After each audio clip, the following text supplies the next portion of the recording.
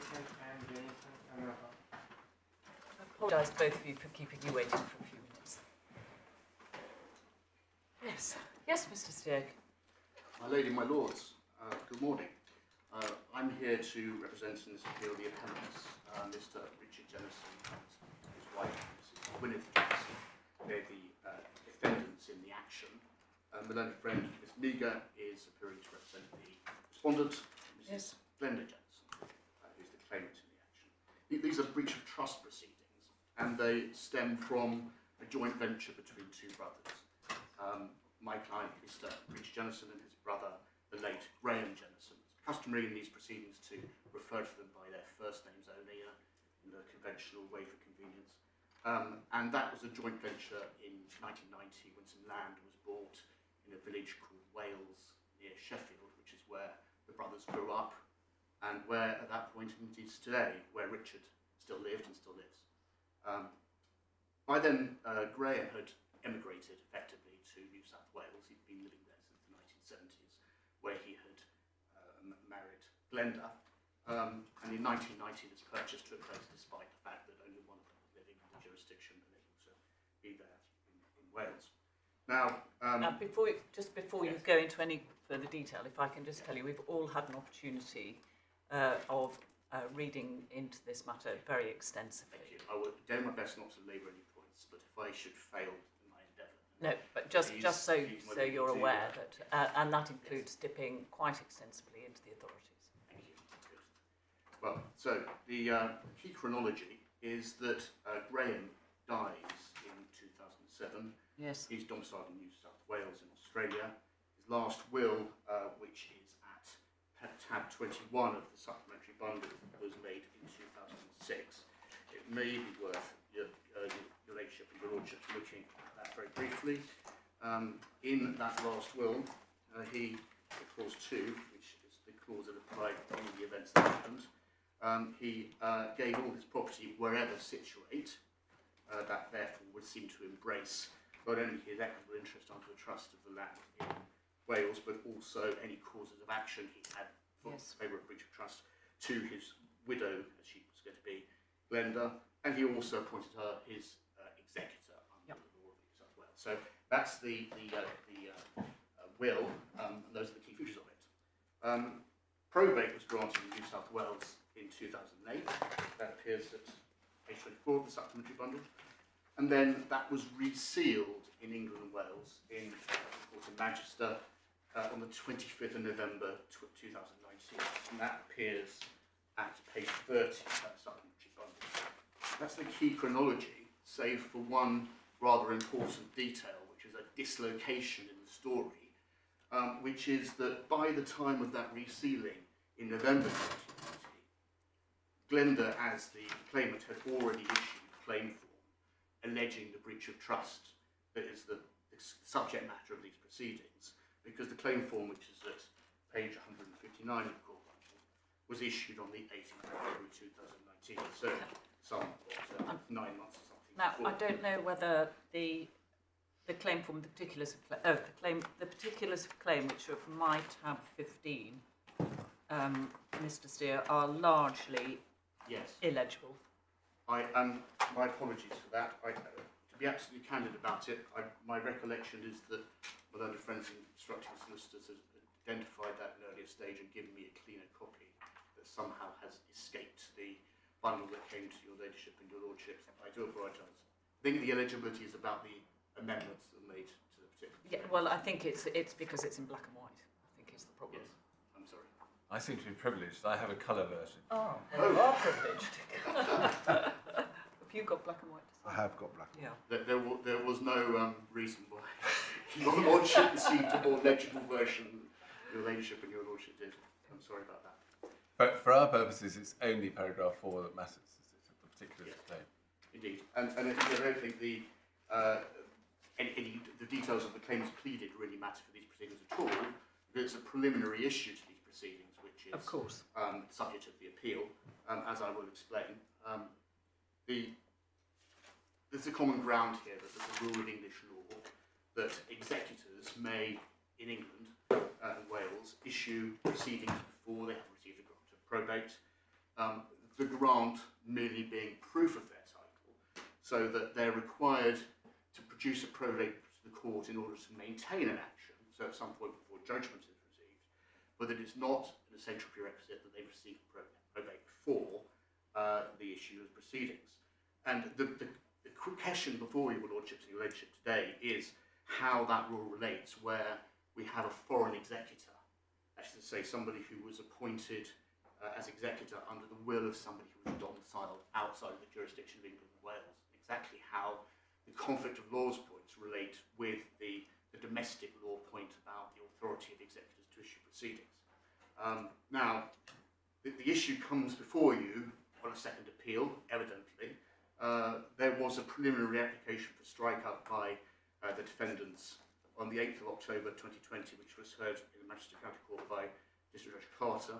His judgment is at page 151 of the core Yes. bundle, and he rejected the strike-up application. So he declined to agree that the claim form was a nullity on the grounds that the rule that executors could issue before probate did not apply to a foreign executor. We use that abbreviation, meaning the executor appointed under the will of somebody who was not domiciled in the jurisdiction of England and Wales. The first appeal was heard by His Honour Judge Pearce on the 4th of April, and he declined that appeal. He agreed with Mr. Judge Carter, and the appeal comes to you from that judgment. The grounds of appeal are in the Appellants Notice at page 63 of the core, and they are three, although I think in practice we could treat them probably as two.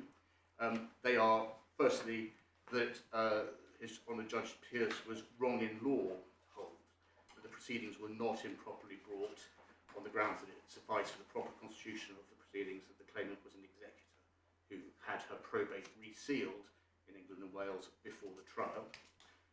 Secondly, that His Honour Judge Pearce was wrong in law that the proceedings were not, as a matter of law, an incurable nullity, but that the court could permit them to continue by use of case management powers under the CPR Law 310.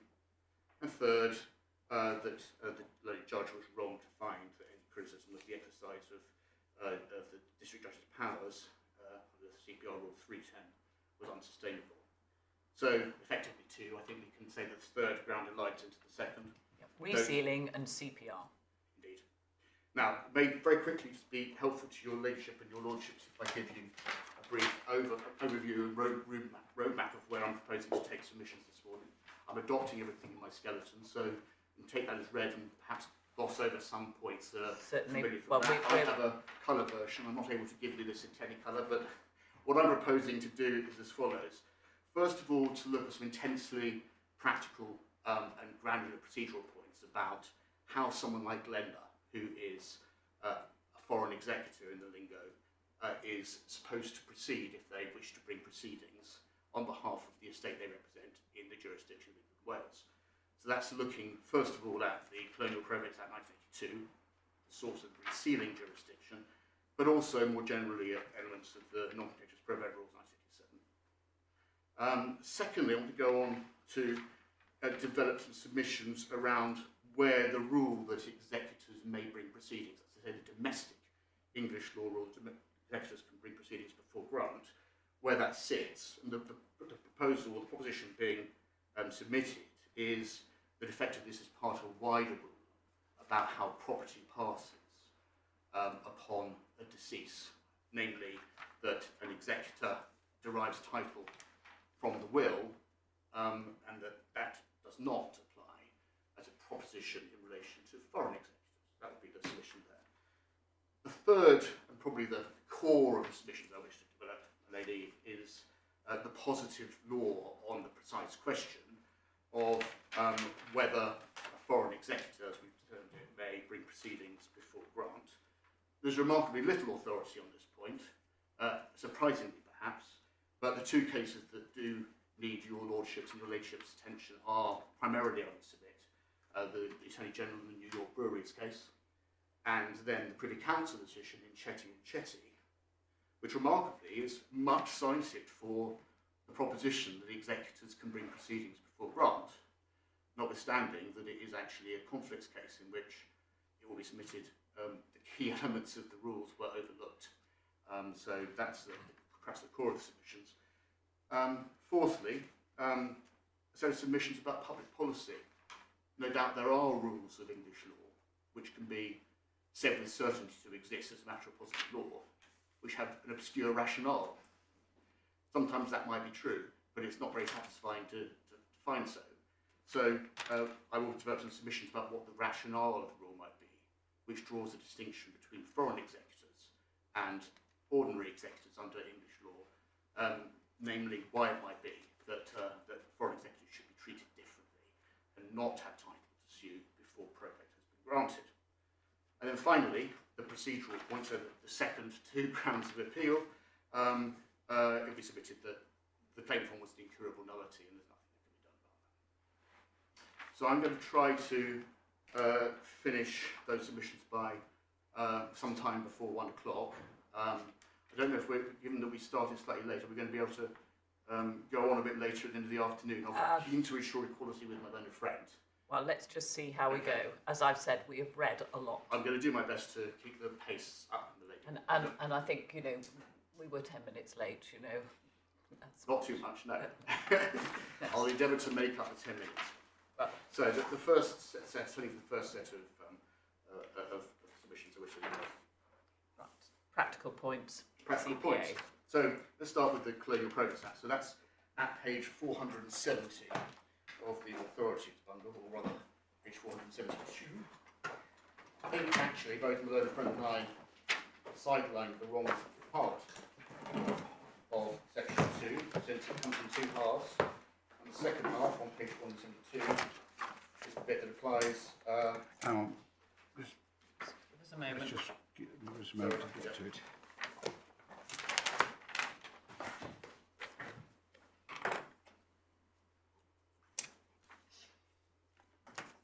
Yeah.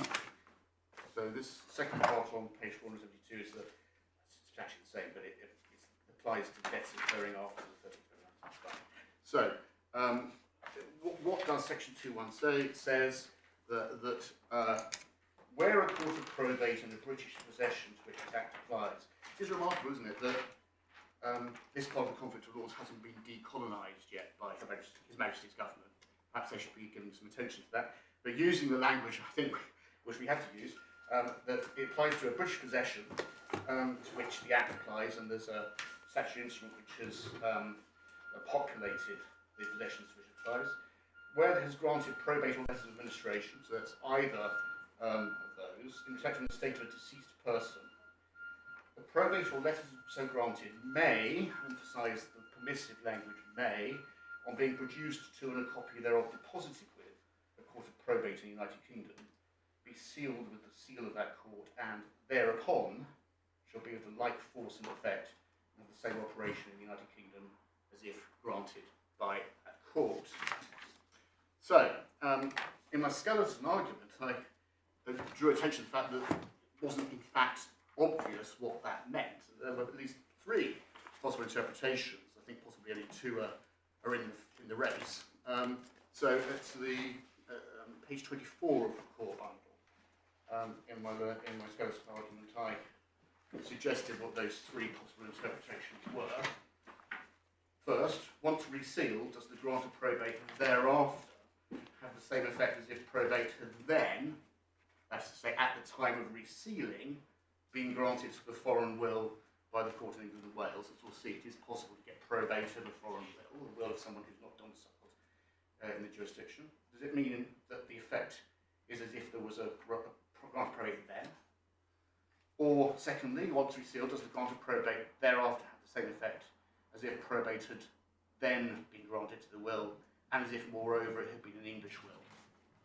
That would be a bit of a stretch, I think. Thirdly, once resealed, does the grant of probate thereafter have the same effect as if probate had been granted in England and Wales at the same time as it was granted overseas in the foreign jurisdiction? So I think really the real runners there are A and C, possibly. Now, it's submitted for the appellants that the correct construction is A. In other words, that the only effect that the resealing has is to treat there has been a probate at the time of resealing, with the consequence that in our case, the claim form had been issued before there was any effective probate, even though probate in New South Wales had already been received by that time. Yeah? So that's the submission on behalf of the appellants. I'm not entirely sure where Malone Friend's position is on this. I think maybe she actually will agree that there's no magical retrospective effect to a resealing under the Colonial Probates Act.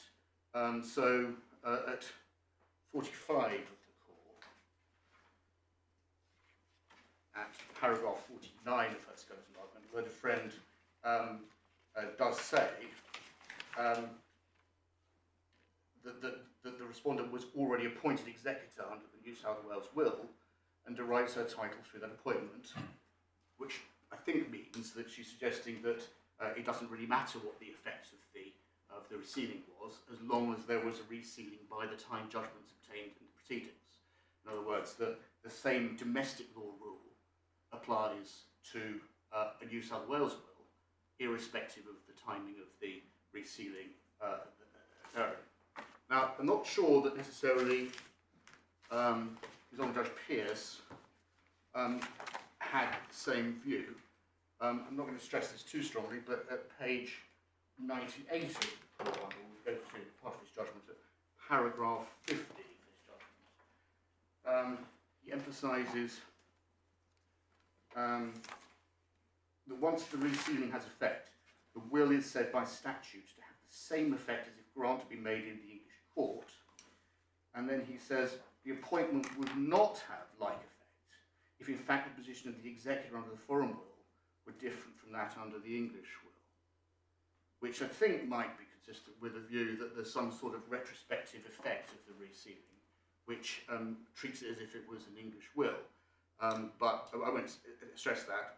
Malone Friend and I think both probably are approaching it on the basis that we need to see whether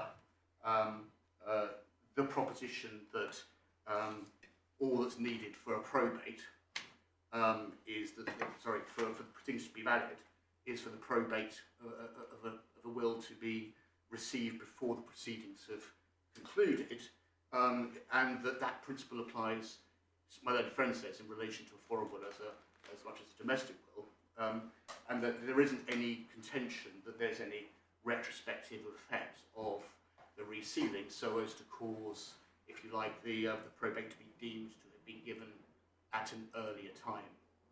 I mean, I don't suppose it matters given the two of you are arguing these points now, but yeah. I have to say, as I read the judge's judgment, that is the basis for his decision. Yes. It's the effect of the 1892 Act. But so it's got a retrospective effect. If you go on, say, to paragraph 56 as well, the resealing caused the appointment to have effect as if the will had been proved, and then he brings in Chetty. So he's not saying you've got Chetty, and then you've got a document confirming title under Chetty. He's saying it's the 1892 Act. Yes. That's a possible construction of the Act. I think that must be right.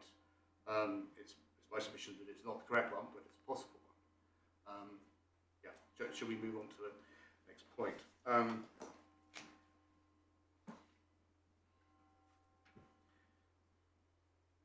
I would suggest that if the court were entertaining that sense that my Lord Newey has suggested perhaps was what the learned judge below had in mind, namely sense C in my skeleton candidates, then that would be contrary to authority on the grounds that resealing has been held by the Court of Appeal in a way that I believe binds your Lordship and Lordships not to have any retrospective effect. And that is as a result of the case of Burns and Campbell, which is at page 167 of the authorities book. And this concerned a resealing in accordance with the arrangements that then existed between the different countries of the United Kingdom. And it was in relation to an intestacy rather than a will case.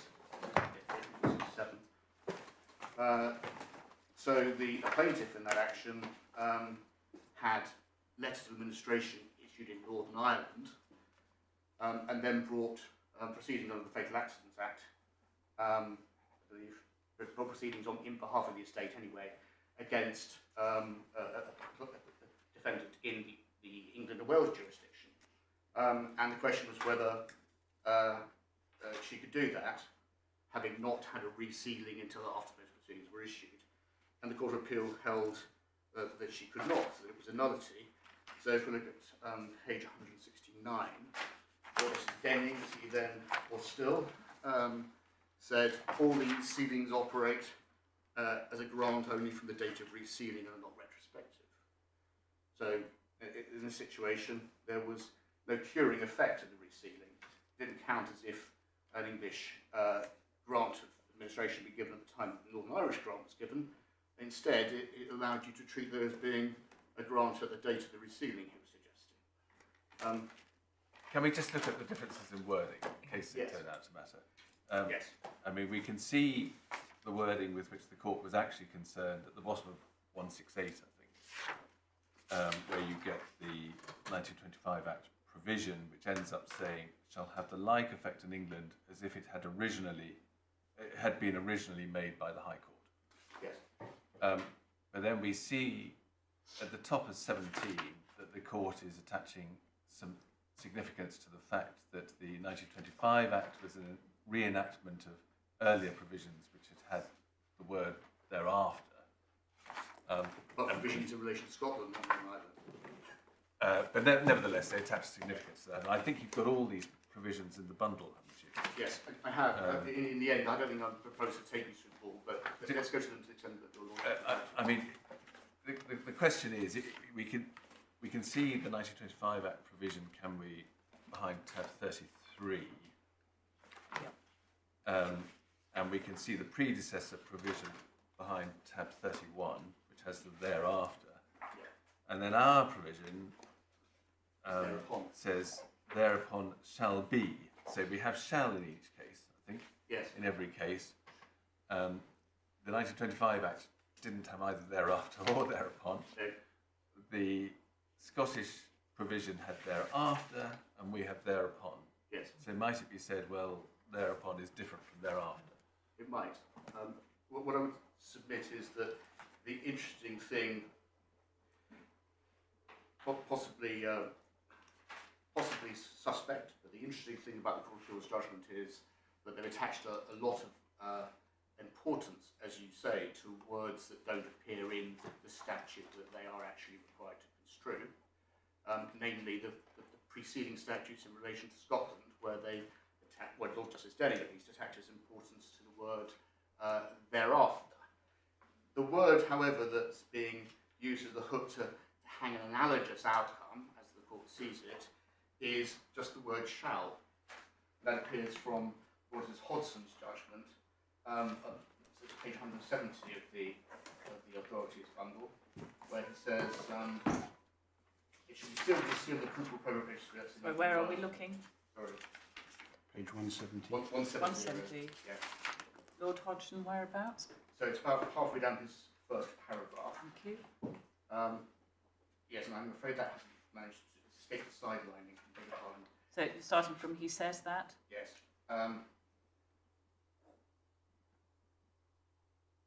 Do you like the last sentence of that paragraph, really?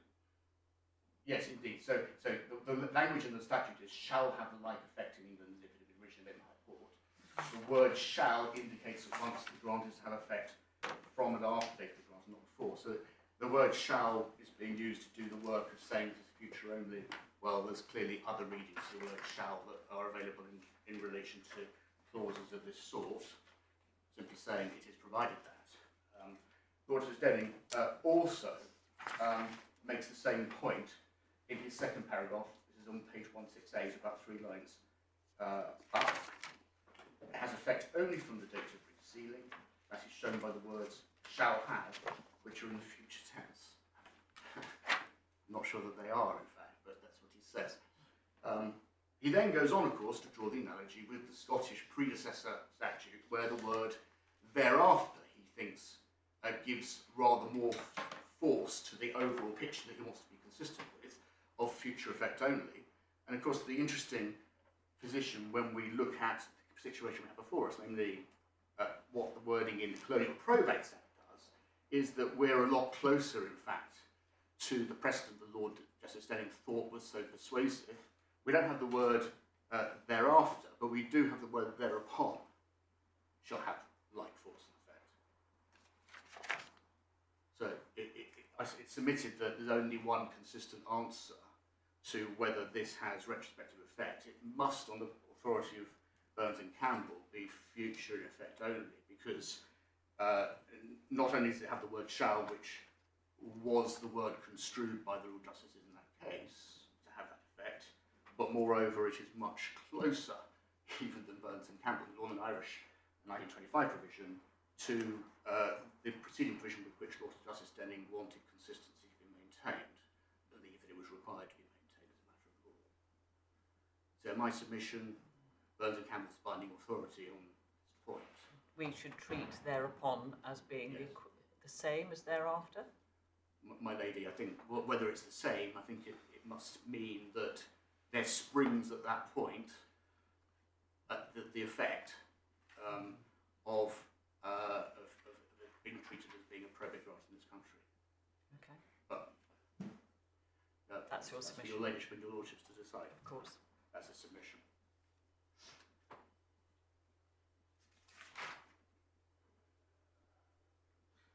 Turning now to the position under the non-contentious probate rules, which are at page 484 of the authorities bundle.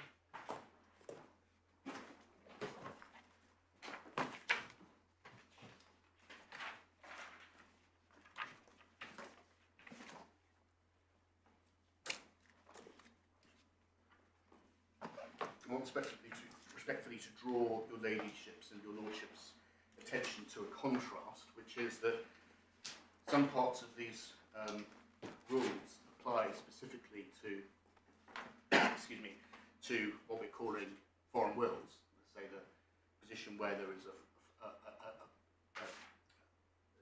a domicile outside the United Kingdom, outside of England and Wales, and some apply explicitly to the more confined situation where it's a purely domestic administration of the state's issue. Okay, so if I could draw your attention to Rule 20. Rule 20 is the order of priority for a grant where the deceased left a will, but it's applicable as a matter of domestic law only, and that appears from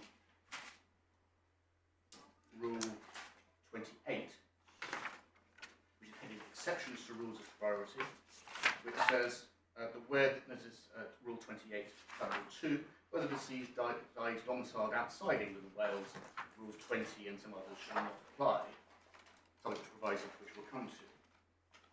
So the order of priority, which basically gives an entitlement of an executor named under a will to take probate, and only if there is no executor in the order of priority do you go down the waterfall and find the first person who wishes to take probate who is willing to.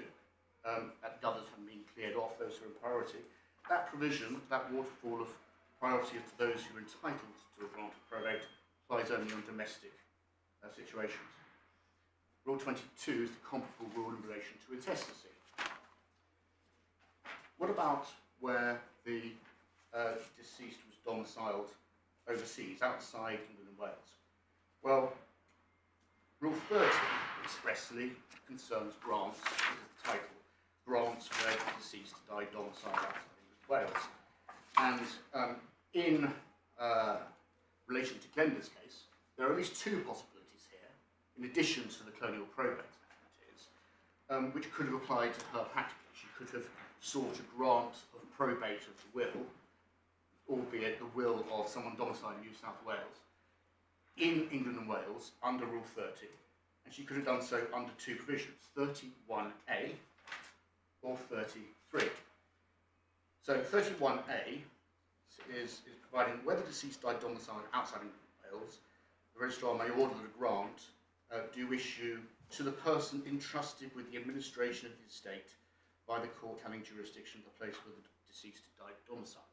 So that's a discretionary power, may order, and what needs to be demonstrated is that the applicant for that discretionary grant is the person who's been entrusted with the administration of the estate in the domicile. Doesn't make any distinction between probate, let's say, where it's an executorship or an administration or intestacy, but of course both sorts of people are entrusted with the administration of the estate. So that's one possibility, a discretion. 30 sub-rule 3. I'm not sure this matters, but actually B would apply too. I know that because there Oh, is a only person because it says, entrusted. well, there's no such Yes, person. no, I follow. I would agree, were it not the fact she's the executor. Yes. 33, without any order made under paragraph 1, so completely independently, probate of any will which is admissible to proof may be granted. Sorry, did you say Rule 33? Sorry, I had to escape this. I mean Rule 30, sub-rule 3. Ah, I'm yes, I trying was to going put to say, some brackets in, they can't be heard. 33 is I beg your minors. pardon. Yes, my fault. Thank you. We're to take the brackets as read. So, sub-rule 3, without any order under paragraph 1, probate of any will which is admissible to proof will be granted if the will is in the English or Welsh language to the executor name therein. So that's making an assumption that wherever the word executor is used, it means something like what it means in the jurisdiction. But it permits, again, a discretionary grant on the basis of a will wherever deceased was domiciled, if it's in the English or Welsh language, to an executor. So those are two possibilities that Glenda could have sought in order to get probate. And the third is the one that she followed, which is Rule 39. So we've already looked at the text of the Colonial Probates Act. This is the granular procedural detail of what to do if you want a grant under the resealing under the Act, and this is determining how an application can be made under that Act.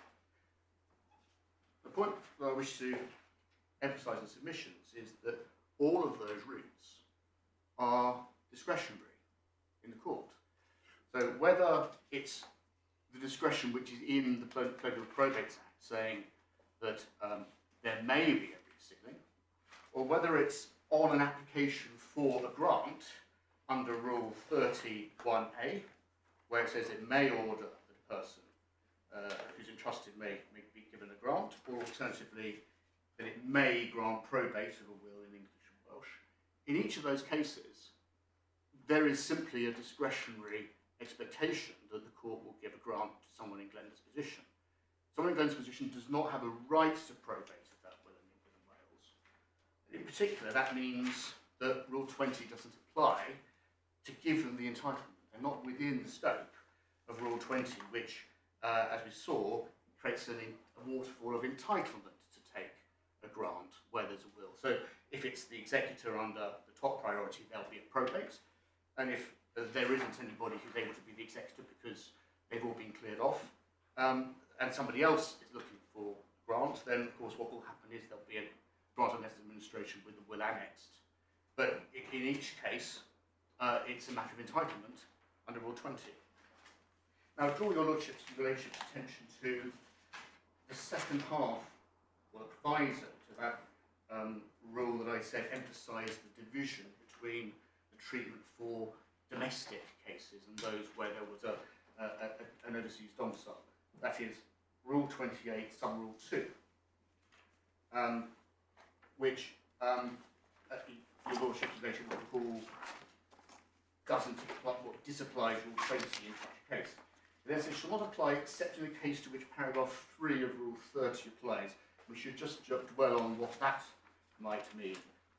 Your Lordship, remember, Rule 30, sub-rule 3, paragraph 3, is the case where there is probate of a will which is in English and Welsh, English or Welsh, and permits a probate to happen. What does it mean to say Rules 20, 22, 25 and 27 will apply in such a case? Well, they can't all apply, because one of them's about intestacy and one of them's about testacy. So, they can't all apply. It must be a mutatis mutandis provision, the ones that are relevant apply. And the question is, how then does Rule 20, which appears to create entitlement to a grant, apply in such a case? Now, this is of course academic in the sense this is not the route that Glenda took, but it's I think important in terms of developing the overall submissions about how the conflict of laws works here. In my submission, what it does not mean is that somebody who has got an executorship under a will of a person who is domiciled outside of England and Wales and who wishes to go through 33 can then say, and I'm entitled to that because Rule 20 does apply in my case, and that gives an entitlement to an executor to have a probate. It can't mean that because Rule 30, sub-Rule 3 expressly says that it may be granted, not that it shall be. It would be a directly contradictory thing if it said shall, I think, because in that case it would, in all cases, not be discretionary. So I submitted that what it must mean is that where there has been a grant of probate under Rule 30, sub-Rule 3,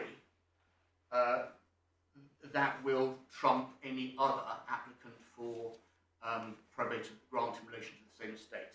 In other words, if you are the executor named in the will, then you have a better title to grant than anybody else. What it can't mean is that what is expressly discretionary is never discretionary. It is submitted.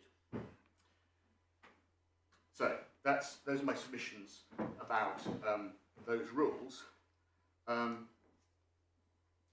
Summing up in this section about procedural rules, where a foreign executor, meaning the executor appointed under a domicile abroad, is granted the administration of assets, the grant is discretionary, not a grant to which the executor is entitled.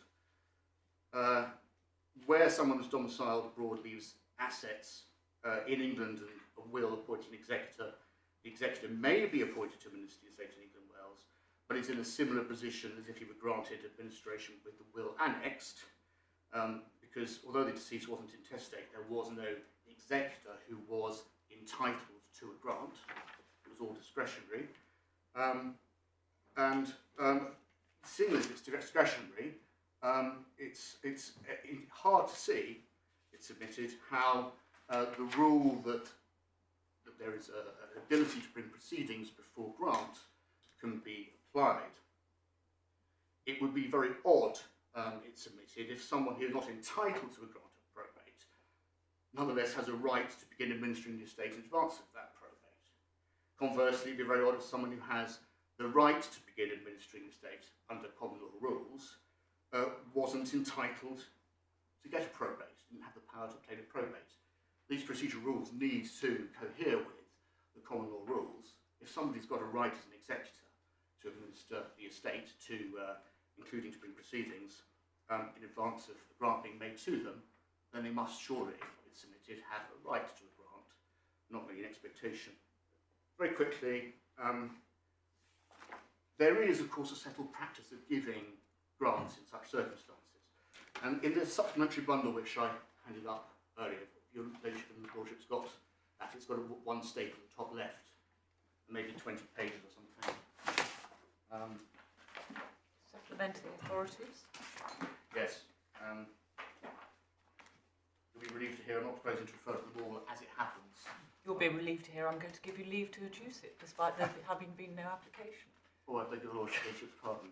I did give my learned friend a copy, indeed, with some suggestions as to how I was going to rely on them, which I She had an opportunity of looking at. Prejudice. Yes, I had them last night.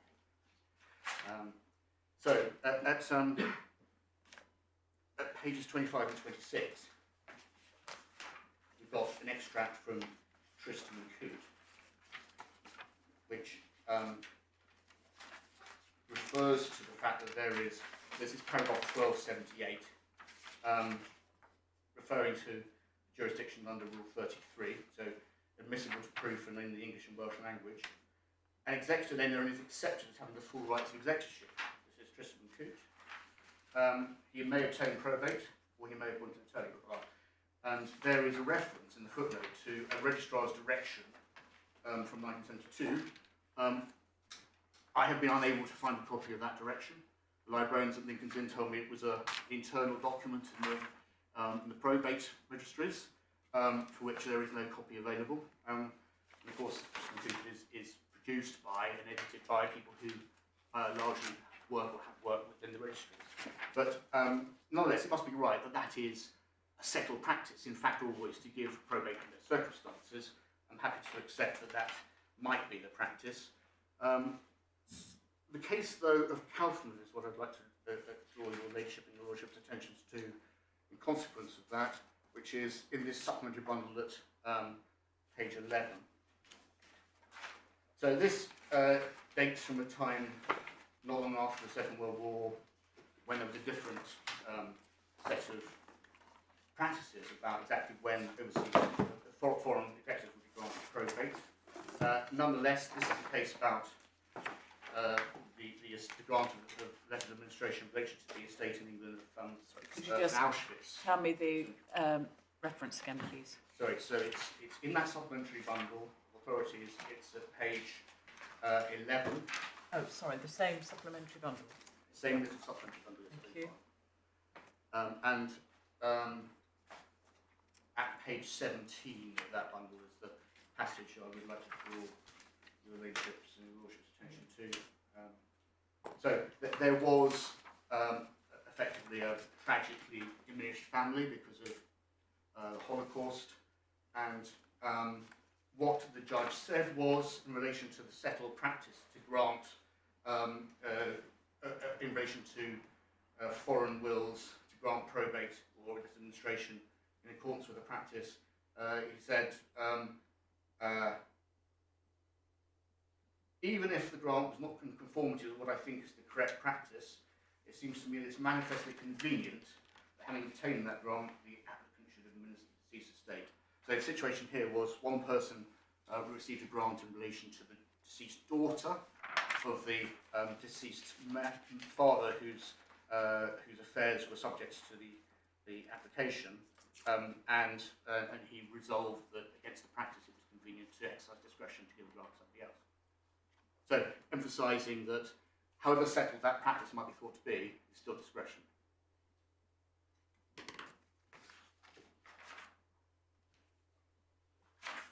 So, moving on, because I see that I'm falling in further behind the pace, I'm afraid, but I wish to turn to the second set of submissions about the existence of context of the rule about issuing proceedings as being within a broader rule about the passing of property under... So this is your number 2 then? My set of submissions number 2, yes. So it submitted that the rule of English law that an executor may deal with the deceased assets before grant, including in relation to assets which are causes of action issuing proceedings, is based in the proposition that title to property is vested in the executor by the operation of the will and not by the grant. That's in relation to domestic situations. It's admitted that this rule is inapplicable to foreign executors, meaning that they may not issue proceedings before grant because no property in the deceased personal estate passes to them before grant or resealing.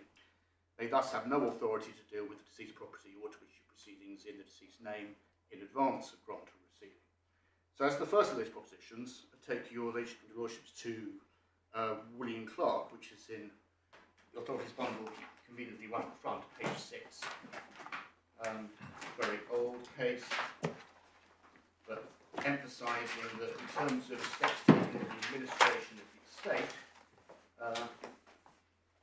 in fact the quotation of Chief Justice Abbott is on page 7, he says there's a manifest distinction between the case of administrator and executor. This is a case where... Sorry, you're going to have to tell us, when in these old cases where there aren't initials, you're going to have to give us a clue as to where you're reading from, please. I beg your pardon, yes. So this is... By reference to the whole punch or however you like. By 5th line down, where Chief Justice Abbott's judgment begins. It's very short. It says there's a manifest distinction between the two cases. Thank you. An administrator derives his title wholly from the ecclesiastical court. He has none until letters of administration are granted. And the property of the deceased vests in him only from the time of the grant. So it's about the time when property of the deceased vests in the person who's going to be administering the estate. An executor, on the other hand, derives his title from the will itself, and the property vests in him from the moment of the testator's death.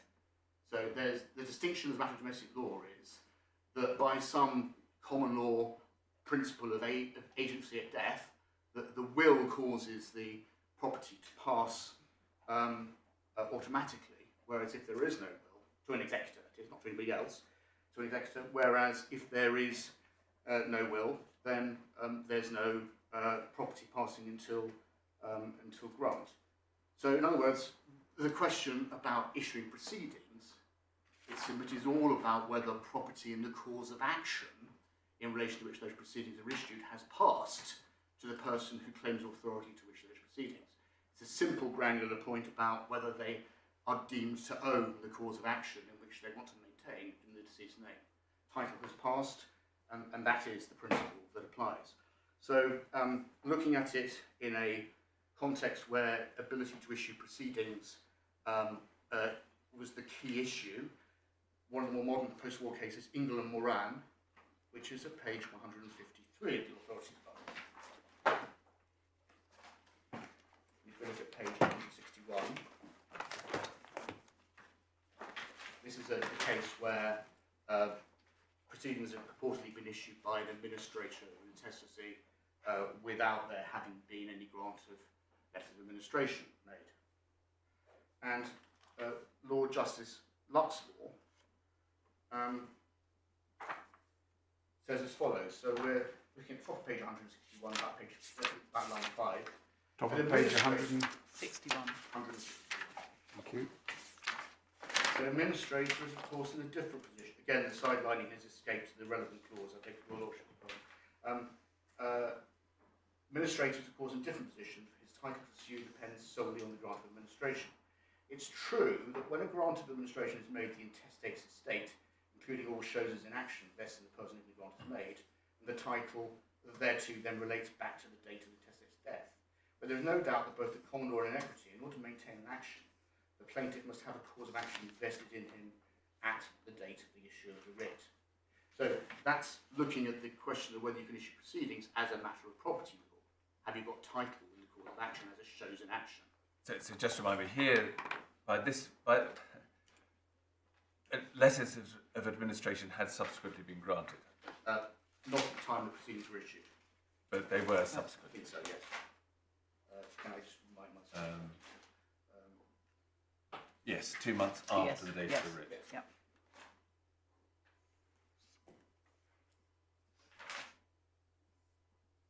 Yeah, so your point is that the grant, by the time the proceedings got anywhere, wasn't good enough. You had to have a grant Before you issue, before you issued. in order for it not to be nullity.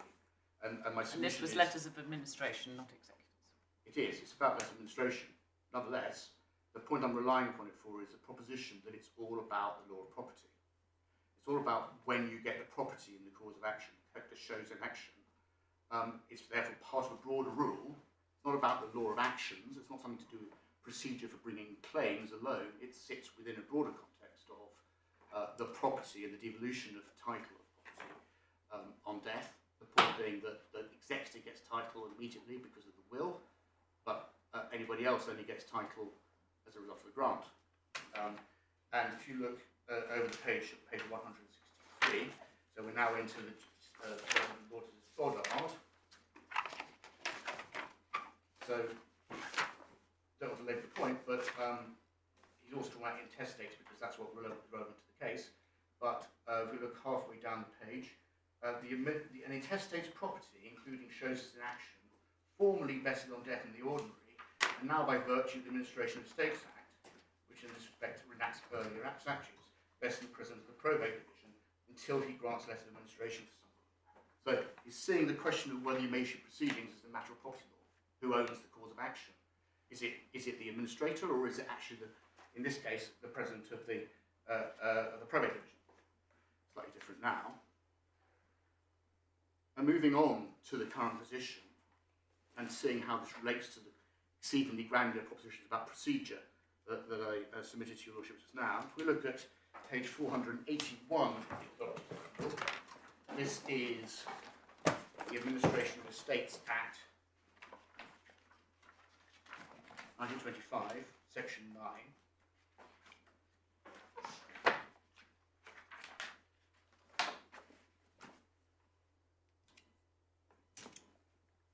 Section 9, subsection 1. where a person dies intestate, his real and personal estate vests in the public trustee until the grant of administration. Subsection 2, where a testator dies and A, at the time of his death, there is no executor with power to obtain probate of the will. Reading on, the real and personal estate of which is disposed by the will shall vest in the public trustee until the grant of representation.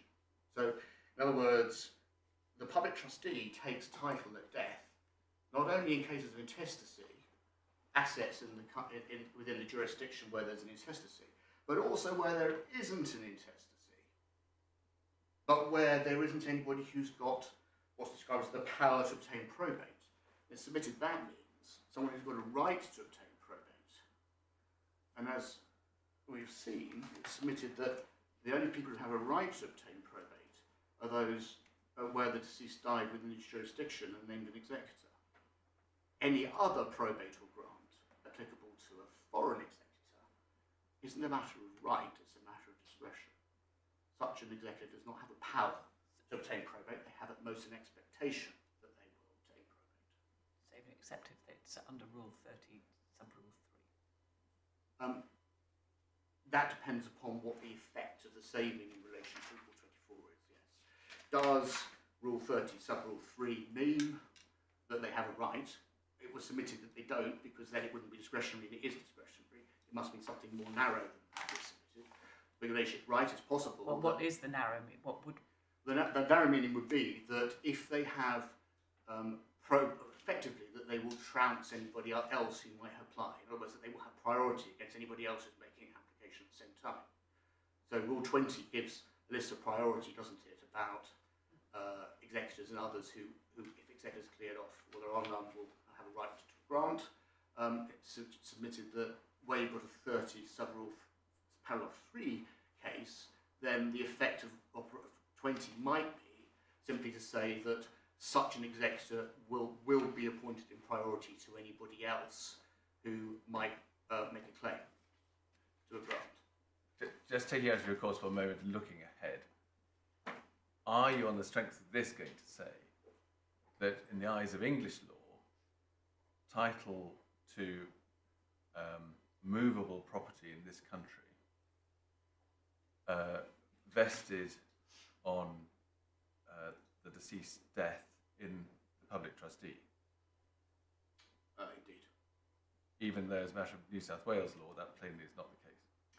Yes. That's as a matter of English law. If it's New South Wales or any other jurisdiction, it's the same situation. There is a foreign will domiciled abroad, and the executor named in any such will only have title if they have been given a grant, which is a discretion. I followed that, but going back to the prior point, at death. Yes. So it must go to the public trustee if it's not going to. So precisely. So in the situation here, looking at Section 9 of the Administration of Estates Act, Graham did not die intestate, but under 2, he died. He had property in the United Kingdom, England and Wales. At the time of his death, there was no executor with power to obtain probate of the will. But there was. Because, well, it's how do we interpret with power to obtain? That must mean entitled to obtain probate. Why? Not someone who may. Why must it? Why? There is power. Well, power means the ability to call, means the ability to control. It doesn't mean the possibility that one might, or the fact that one might apply. It means power. It means control. So your case is that even if an executor under the will, yes, valid will, New South Wales, yes, has got a grant, yes, which has vested the title in them, we have to work on the basis that they don't actually have title. That it's vested title to assets within New South Wales, hasn't it? So, even though the assets would, no, that can't be right, surely. Even though the will, you've shown us the will, even though the will covers land in this country, you say that has to be carved out? Yes, because there's a distinction in the conflict of laws between rules about succession and rules about administration. So here we're talking about the administration of assets within England and Wales, and the rules which apply to that, as we'll see in further submissions, are about making sure that there's somebody who's not going to take the assets out of the jurisdiction without paying creditors and without paying taxes. The rule of English conflict of laws that you honour the will of the domicile is applicable to succession. So once you've got an administrator or an executor in England and Wales, absolutely the New South Wales applies to determine that Glenda gets the beneficial interest of their property. Yeah? But whether she is appointed as an executor or not is not determined by conflict of laws as a matter of right, because the law of the domicile gave her that right there.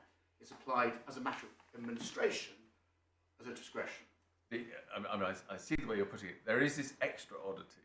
Yes. That, as I understand it, under New South Wales law, on death, property vests in the NSW trustee. That's right. Whereas you say, under English law, property vests in the public trustee. Yes, so, but that is a provision of New South Wales law of the administration. It means insofar as you die with assets within the jurisdiction of New South Wales, then they're going to vest in the New South Wales trustee unless there is, until there is a grant either of probate or of administration. But it can't be applying, simply can't as a matter of jurisdiction, to determine what happens to property within England and Wales. That's governed by the law of the forum, that's governed by the law of this jurisdiction. Otherwise, what would happen to the creditors within the jurisdiction? If the entirety of the property was going to be parachuted out to New South Wales because of the applicability of a New South Wales law, that can happen against public policy in the United Kingdom. There has to be an administration here to ensure that the assets are probably dealt with under English law of the forum. And just one follow-up. You've been explaining that we're dealing with an aspect of the law of property. Yes. That suggests one potential characterisation. But you say that these rules, even though they deal with property, are properly characterised as administration rules. Meaning the administration of estates. Of estates. Yes. So, I mean, I'm not quite sure, you know, this, if you wanted to be civilian about it, then this case sits on the junctions between the law of actions, the law of persons, and the law of property, doesn't it? You know, there's interesting features here. You know, who owns the property, what happens to the property after someone has died, and in particular, who can bring actions in their name. You know, it's a complex mix if you're being conceptual about the division. But I do say that fundamentally, as a matter of English law, the law of property has got a lot to do with it, because there are rules which determine what happens to the property at death. And my submission is that only in relation to someone who's domiciled in this forum, in this jurisdiction, does the rule that an executor takes of death apply. Because it's English law as a matter of the law of the administration, the law of the forum, not as it applies the domiciliary law of someone who's like domiciled abroad. That's my submission as a matter of conflicts of laws. I mean, Your Lordship has been referring to the point which, of course, was very relevant in the case that Your Lordship invited us to consider, which is Dagan and Fussell. And that was a case in which, you'll remember, well, let's look first of all the New South Wales Probate Administration Act. As Your Lordship has reminded us, Section 44 of that Act says that... We better go to somewhere where we can see it. Oh, I beg your pardon, yes. I'm sorry. It's page 547 of your fund proposal. I'm afraid this is also a page where it's been produced in landscape, which is slightly unhelpful, I beg your Lordship's pardon.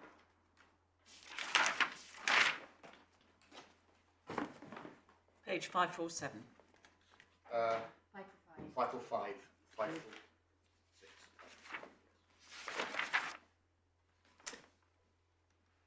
So, section 44, property doesn't pass to either administrator or an executor until a grant. And then section 61, until there's a grant, all property is vested in the New South Wales trustee. So this is irrespective of whether it's administration or a will. So as Your Lordship, Lord Justice Newey has pointed out, in relation to the domiciliary law of in which Graham was, when Graham died, under his will, actually no property passed to his executor at all. As I have submitted, though, that irony is in fact relevant only to the domestic administration of assets within New South Wales.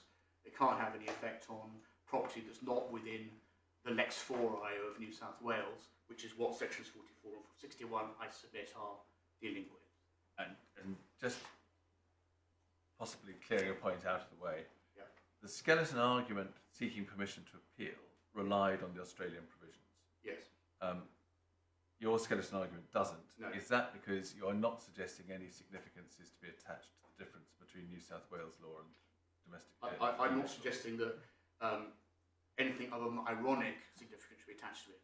It would be ironic if, under English law, at the death of Graham, domiciled in New South Wales, under English law, because of the application of Chetty and Chetty, a cause of action in England and Wales vested in her death, even though, in his executor at death, even though assets within New South Wales did not. That would be ironic.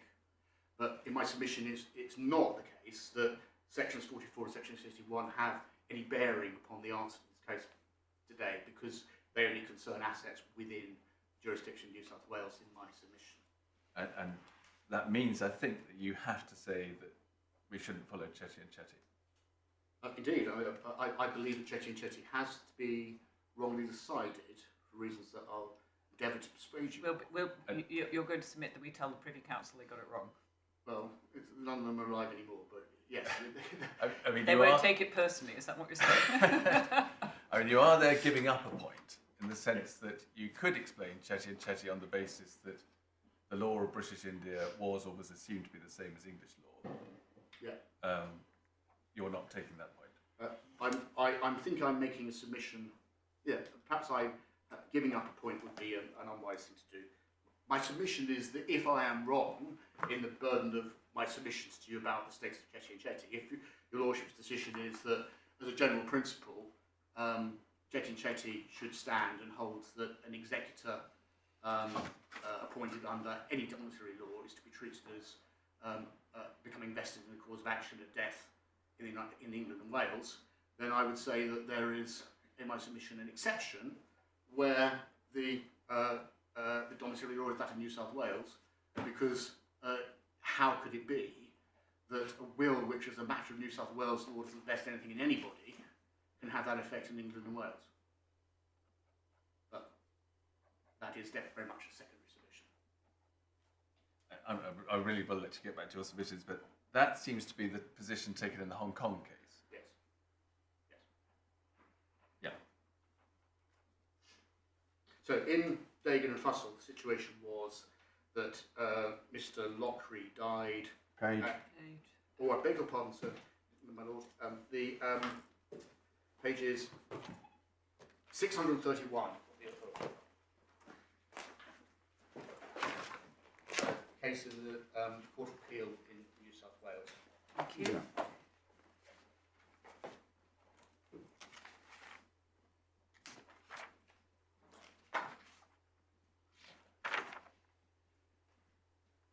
So at the time of his death, Mr. Lockery was a party to a contract sale of land, which had an express provision that it was rescindable on the death of either party. And on his death, rescindable by either party on the death of the other party. On his death, his executor, Ms. Deegan, purports to rescind the contract of sale to which she was party, but before she has obtained probate. Now, the majority say, as well, all the judges agree that, in fact, the rescission was effective because what actually happened was that, playing a game of timing, when it became clear that the original attempted rescission might be suspect, she obtained probate and then purported to do a second rescission, and they all agreed that the second one was effective in any event. In relation with the first one, the majority say that they're not willing to say that the rescission was effective. In other words, that the rule that property didn't pass until grant could have any exceptions to it. But one judge, the one who gave the judgment, who's Justice of Appeal White, did hold that, in fact, as a result of the will, the executor had authority to rescind the contract. So this is a matter of property law. So there's no question of proceedings being brought here. It's not directly relevant to our case from that point of view, but it's about whether or not there is property in the contractual bundle of rights which allows the option to rescind to be exercised. And at page 670 of your bundles, paragraph 168 of the judgment,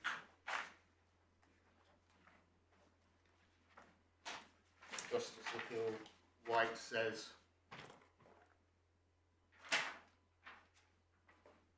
the better view is that the executor's authority to deal with the estate can be exercised before grant by virtue of the authority derived from the will, and that the vesting of the legal estate in the New South Wales trustee is only for the purpose of avoiding a hiatus in the vesting of the legal estate. In other words, he wants to say that the force of sections 44 and 61 is much reduced because they have a technical purpose, and the will has a common law power that survives a limited derogation which those sections give. It's submitted that where property is not vested in the executor under the proper law of domicile, there's no authority conferred on the executor by virtue of the will at all. It's a matter of the law of the domicile. Sections 44 and 61 say they don't have any title to any property. And the exception that the Justice of Appeal creates in his reasoning, that there's a very limited derogation, seems, in my respectful submission, not to be in accordance with the correct construction of those statutory provisions, which look to say absolutely that no property is passed. It's hard to see how any authority can spring from the will if the domiciliary law says that the effect of the will is to pass no property until a later date. So, those are my submissions on the second set about the principle about issue proceedings being part of a wider principle about the law of property and how it devolves either on death, either where there's a will, or alternatively where there's an intestacy. Moving on to number 3, are we? We're now on the third set, which is positive rule in my submission that the case law is such that a foreign executor has no authority to take any step in the administration before grants have been made to him or her. So it's submitted that the Attorney General in New York Brewery's case is authority binding on this court, that until a foreign executor has obtained probate, he or she has no authority under the law of England and Wales as the law of the administration to take any step in the administration of the estate. It's further submitted that any step in the administration of the estate includes asserting any proprietary rights of the deceased, and that issuing proceedings in relation to a cause of action vested in the deceased at his death is an assertion of the deceased's proprietary rights. So we're developing the proprietary analysis from the previous set of submissions. And it's further submitted that insofar as Chetty and Chetty decided otherwise, it should not be followed. And as your ladyship has already indicated, your lordship and your ladyship would be forgiven for being slightly startled by the proposition that Chetty and Chetty, which seems to be quoted everywhere as authority for the proposition that an executor may issue proceedings before grant of probate, should be submitted to be wrongly decided. In my submission, what's happened here is that Chetty and Chetty was proceeded as if it was a domestic case, and is cited laws of authority, usually for the domestic law of English and Welsh law, the domestic rule that the executor may issue proceedings, and that the conflict of laws dimension was overlooked, largely. Anyway, we need to start in my submission with the New York Brewery's case. So the facts here, so this is the case in the authorities bundle of page 94, that's the Court of Appeal, and 116 in the House of Lords. So,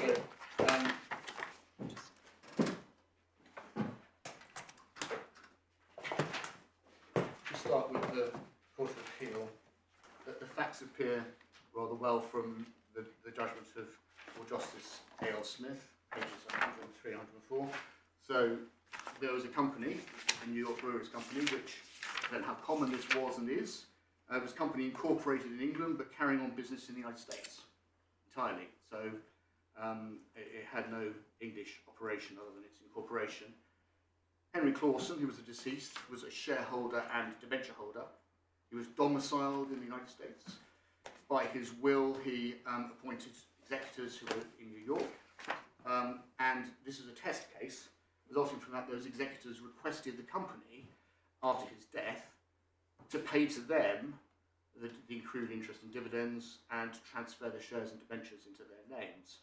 And the company knew that they were executors who were in New York and who had no intention of obtaining probate in England and Wales, which is found significant.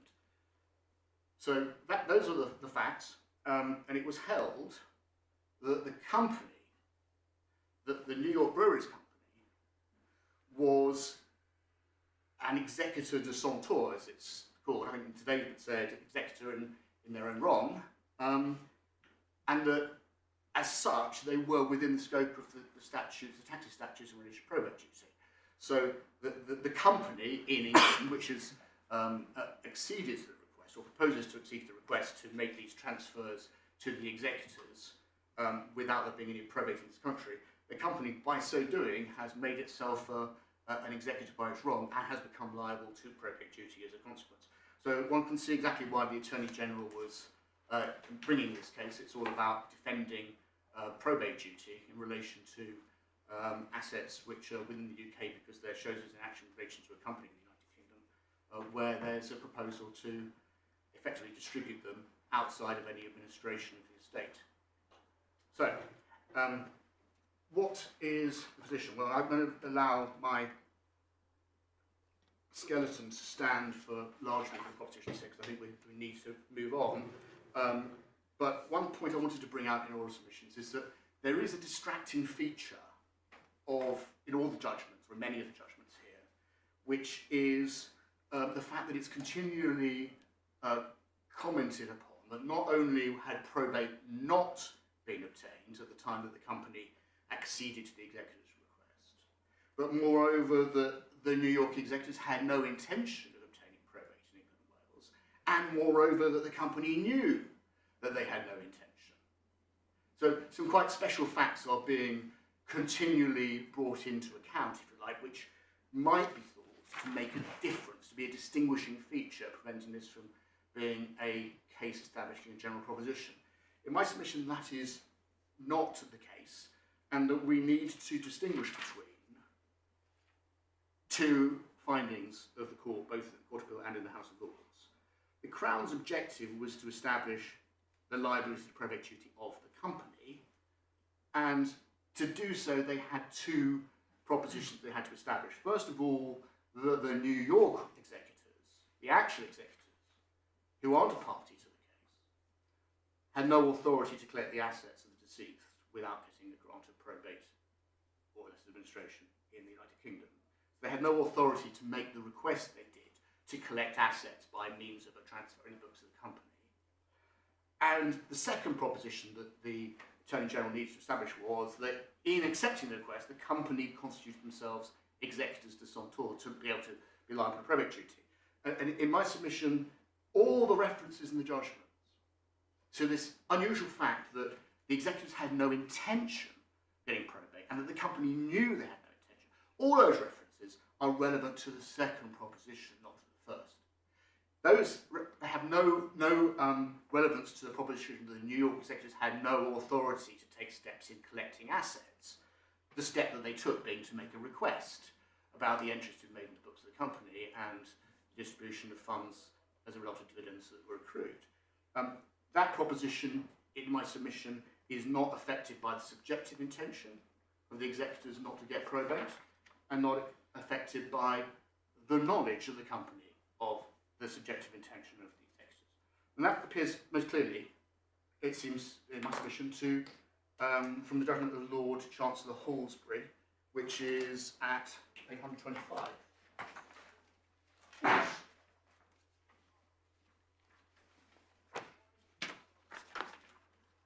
So this is at the bottom of the page, 125, where luckily there is some sidelining, but it's my own friend's sidelining, not mine. Anyway, what Lord Chancellor Halsbury says here is he's wondering how the executors could be criticised for simply, the company could be criticised for simply paying out the money to someone who appears to be the executor. Why should that be something that would make the company liable in any way? Does that mean that everybody who ever pays a debt of deceased has to check the title of the executor, so on and so forth?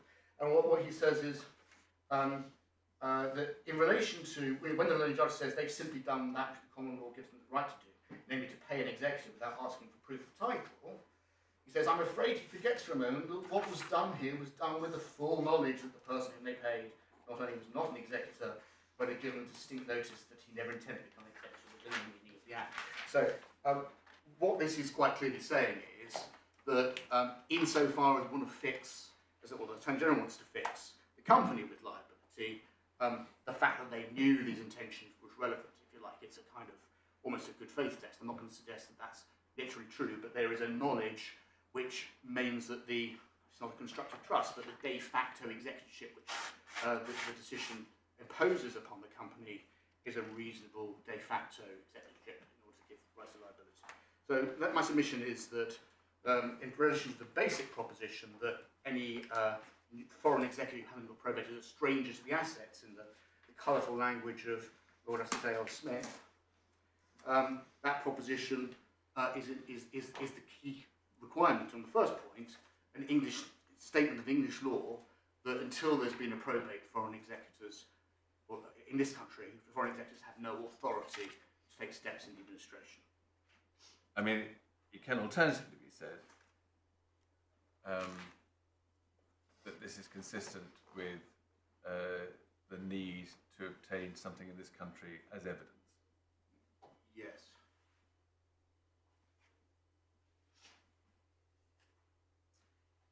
I mean, when the judges say, well, we can't consider these people executors, they might mean we haven't got the English proof that they are executors. If we turn to some of the judgments, there's a Court of Appeal judgment in the same case. So at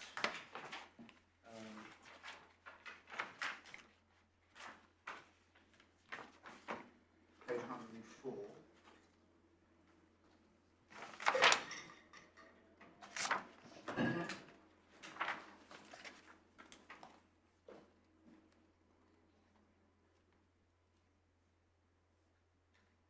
So at the bottom of the page, you ask what would have been the position of the foreign executors had they come to this country and obtained payment of interest in London without having taken out representation.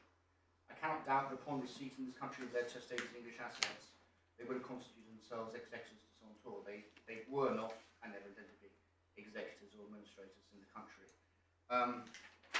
And then over the page 106. Page 106. Oh, like the one? 106 or 105? 106. So we're still within the same judgment today as Lord Justice A.L. Smith. So about 5 lines down from the top. In the present case, the American will, as regards these English assets, had no validity whatever in this country, nor had the American executors any right under it to receive the testator's assets here. Until they'd taken out representation to their testator in this country, they were pure strangers to the English assets. And my Lord, I would submit that that is not a statement about proof of title, it's a statement about title.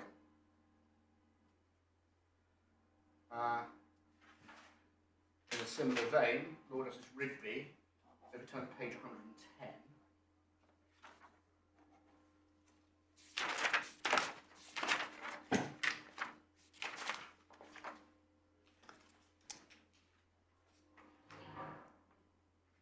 Lord Justice Rigby says, it makes no difference that the foreign representative is named as executor in the will, by virtue of which he is made representative abroad. That will cannot be looked at or given in evidence until representation is taken out here. But is that not potentially consistent with the evidential view? Well, we can't look at it until there's some English document allowing us to.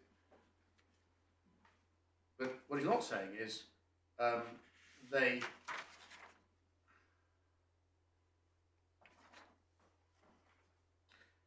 Yes, I mean, this isn't a case about issuing proceedings, right? So the principle that you can issue proceedings and then produce the proof later, I would accept, doesn't apply by analogy in this precise case. So I would accept, my lord, that that's a possible reading of it. It doesn't seem to me that it is the natural reading of what he's saying, but I agree that it might be a sustainable argument.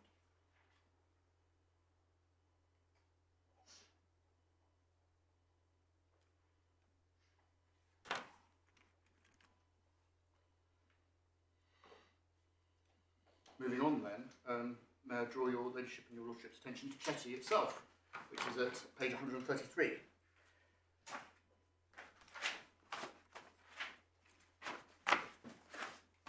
Your ladyship's already stolen my thunder by observing that I'm about to submit that this case is wrongly decided or at least should not be followed. But yes, this is a case of the Privy Council, as your ladyship and your lordships are aware, and it's an appeal from the jurisdiction of the Strait Settlement, so the Singapore Supreme Court in 1916. And it concerns, as so often with these cases, a number of people with the name of Chetty. So the testator Chetty has been carrying on business in Strait Settlements, but is domiciled in India, British India. And he has a will which is given eventually probate in British India. And the question is whether he is able to sue, or whether his representatives, his executors, are able to sue another member of the family in relation to business liabilities in the Strait Settlement. And it's a question of limitation. So we see on the headnote, only in the headnote that we have section 17, page 133, section 17 of the Ordinance of 1896 of the Strait Settlement, which is the relevant limitation procedure provision, where when a person who would, if he were living, have a right to institute a suit or make an application, dies before the right accrues, the period of limitation should be computed from the time when there is a legal representative of the deceased capable of instituting or making such suit or application. So that's the provision which had to be adjudicated. In the position was that I'm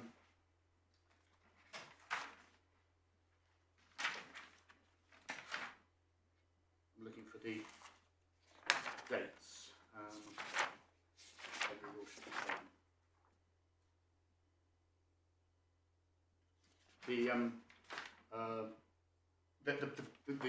The process in India had been protracted, and so it's some time after the death that that there was an administrator appointed. So I'm afraid it's escaped. Page 607, probate granted in 1912. Thank you.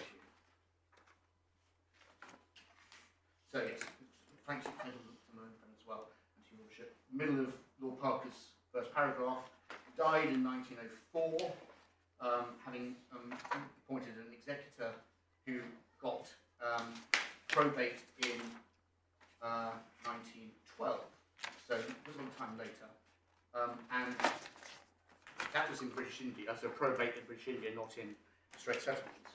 In 1910, so that's 6 years after the death, letters of administration pendente, lite, were granted within the Strait Settlement. So some sort of transitional, provisional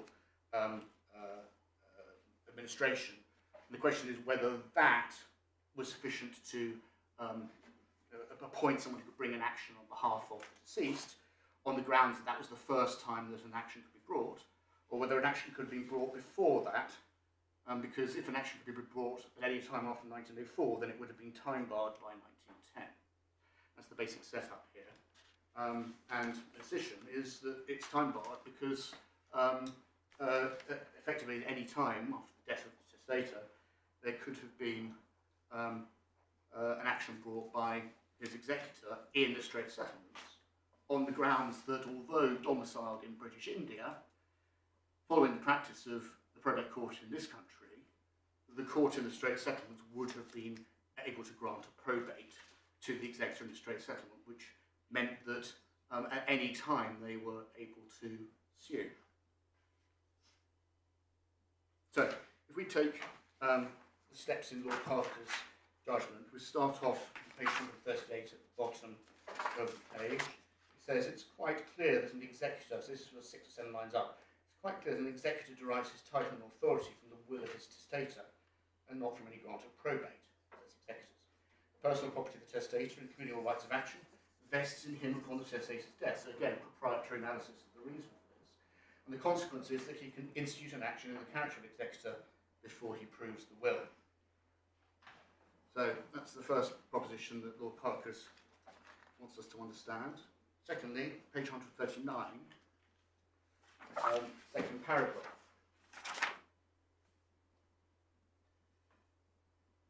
It seems, therefore, he says, that an executor is not only the legal representative of his testator, but is capable of instituting a suit within the meaning of section 17 of the ordinance. So he says there's nothing in the ordinance to confine legal representative to a person to whom the court actually made a grant. But in their lordships' opinion, this is the key part, the words capable of instituting a suit mean capable of instituting a suit in which a decree might be obtained. So he says the will under which the executor claims must therefore be capable of probate, otherwise the actions fail. What he's doing there, it's submitted, is applying the domestic English principle, which is an executor may issue proceedings and must get a probate in order to maintain the action, in order to get judgment, must produce probate as proof of title before judgment will be given, or indeed before steps in the litigation can be taken, but that they can issue proceedings before that probate. So he's applying the English law as a matter of the jurisdictional principles of the straight settlement, notwithstanding that what we actually have here is not an executor domiciled within the local jurisdiction of the straight settlement, but domiciled in British India. Did you say executor? You mean testator? A testator, I beg your pardon. So, notwithstanding that the testator is in fact domiciled in British India, the rule that's applied apparently within this language by Lord Parker Wellington is the ordinary rule within domestic jurisdiction. He then says, this is sort of halfway down the page, section 3 of the code, this is the Civil Procedure Code, provides that when other provisions are made by the code, procedure and practice for the time being enforced in the Supreme Court of Judicature in England shall be followed and adopted. There's nothing in the code or in any law enforcement straight settlement precluding the Supreme Court granting probate of the will of a person wherever domiciled. So that's the jurisdiction we said earlier that we have here and have always had to grant probate of a foreign will. So he's accepting that there's probate, there's the ability to grant probate of a foreign will. He says the English practice is never applicable. That's uncontroversial. He then goes on to say that it follows that the testator's will could have been proved in the straight settlements because it was valid according to the law of the testator's domicile, as shown by its, in fact, admission to probate in India, and because there were assets of the testator situated in straight settlements.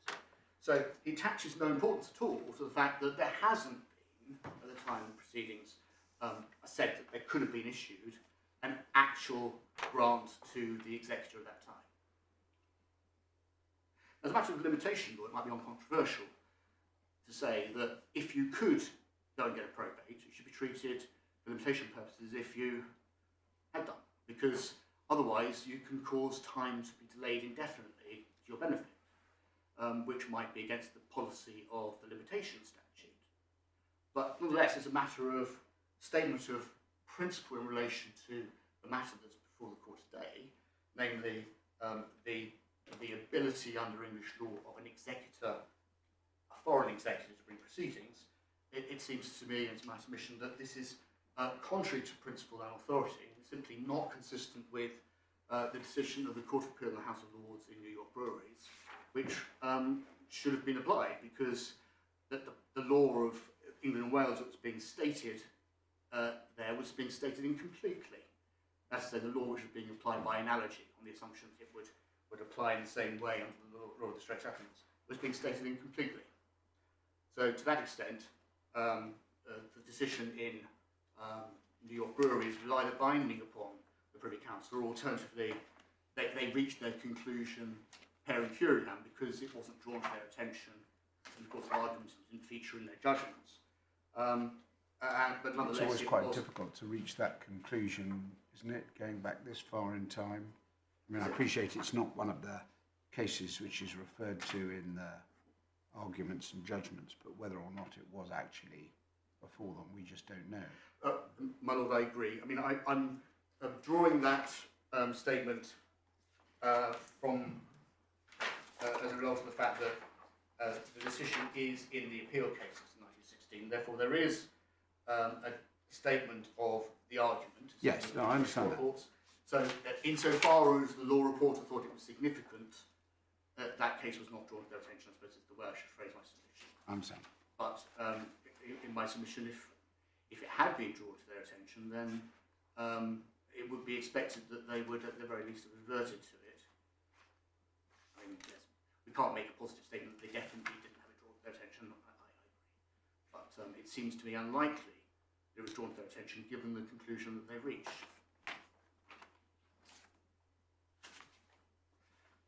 New York Breweries is not just a case about executors de tenants, because there is an important ingredient of the decision, which is what the authority of the New York executors in that case was for probate, and we have the Court of Appeal and the House of Lords all saying that effectively they did not have the power to take the step in the administration of calling for assets to be collected by them.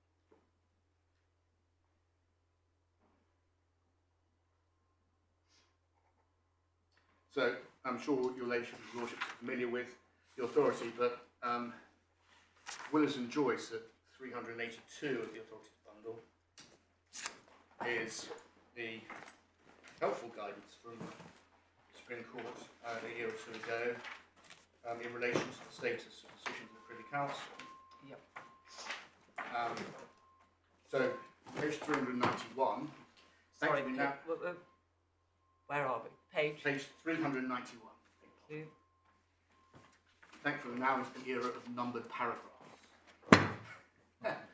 Paragraph 8, without wishing to, well, the saying about grandmothers and sucking eggs immediately springs to mind. The Court of Appeal is bound by its own previous decisions, is what paragraph 8 is saying, but I mention it only because it then gets referred to effectively in later in Lord Newberger's judgment. If we looked at then over the page of 393, paragraph 16,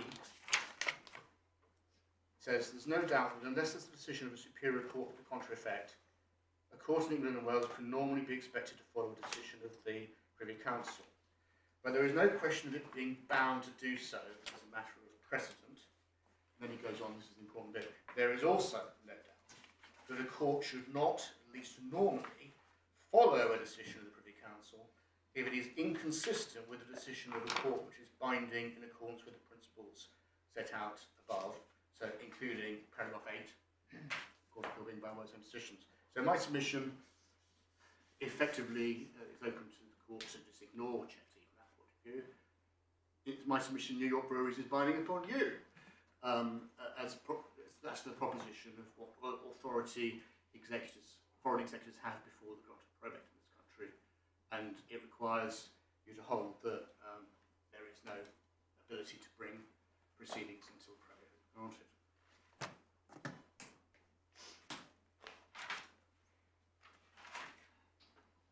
So turning now to my fourth set of submissions, I'm going to try and speed up yet again. Yes, sorry. Sorry, go over your fourth set of proceedings. Sure.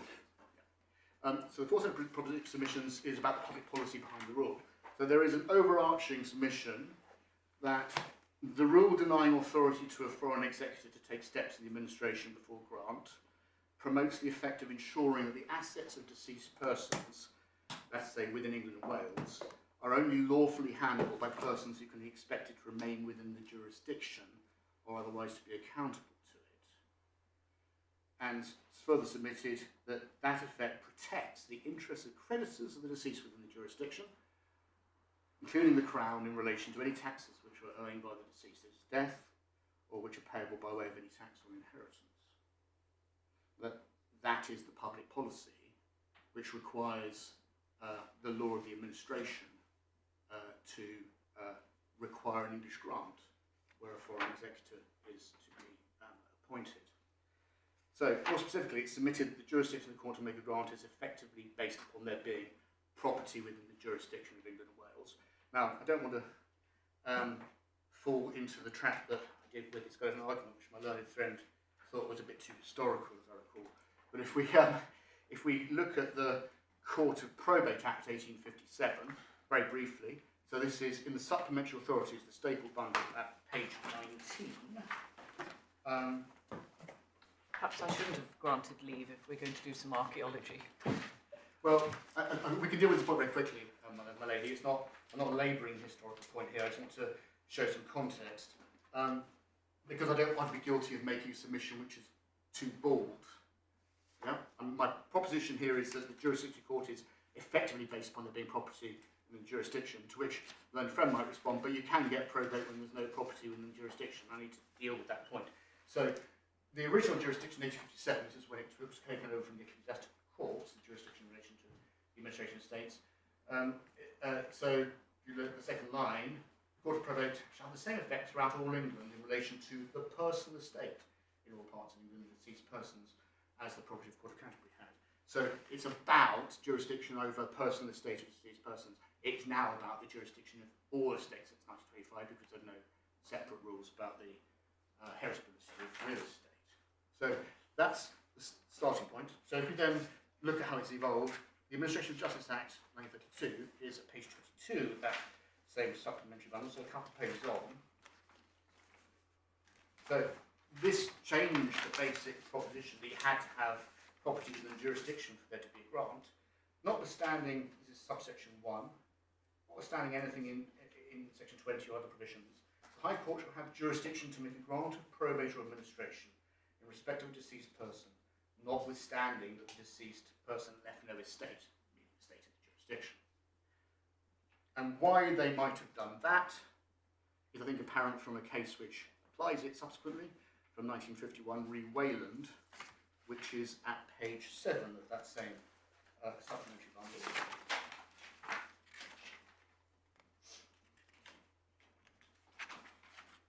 So this is a case where the testator left estate in Belgium, where he was domiciled. The Belgian will dealt only with the Belgian property, and the English will dealt with the English property.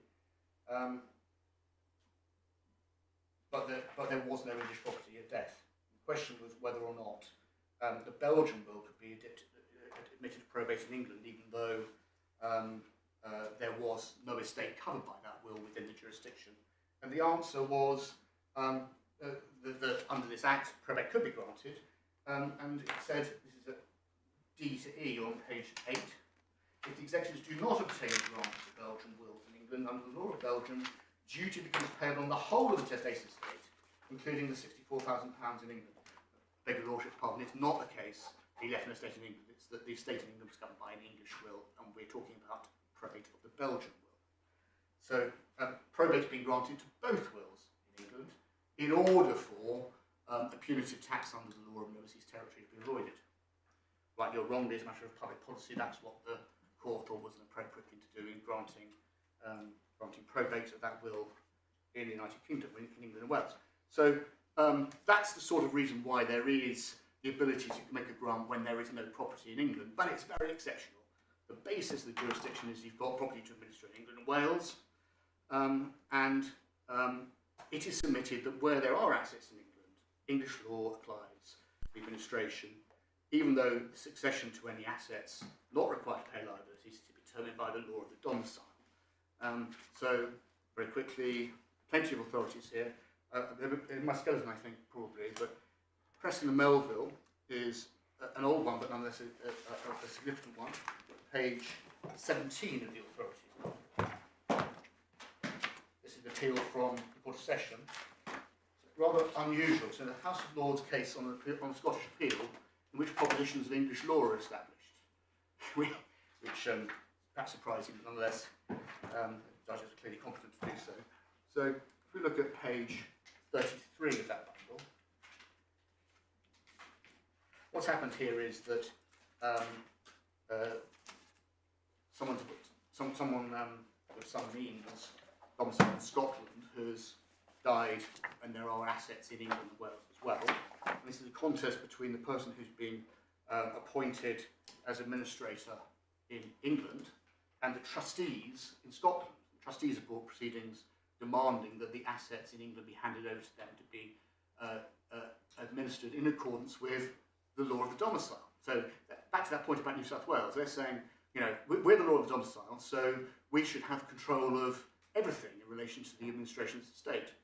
And the decision of the House of Lords is that that is not the case. So page 33 of the bundle, by the law of England, there's the last paragraph here, and it's Lord Chancellor Cottenham. By the law of England, the person to whom administration is granted is by statute bound to administer the estate and to pay the debts of the deceased.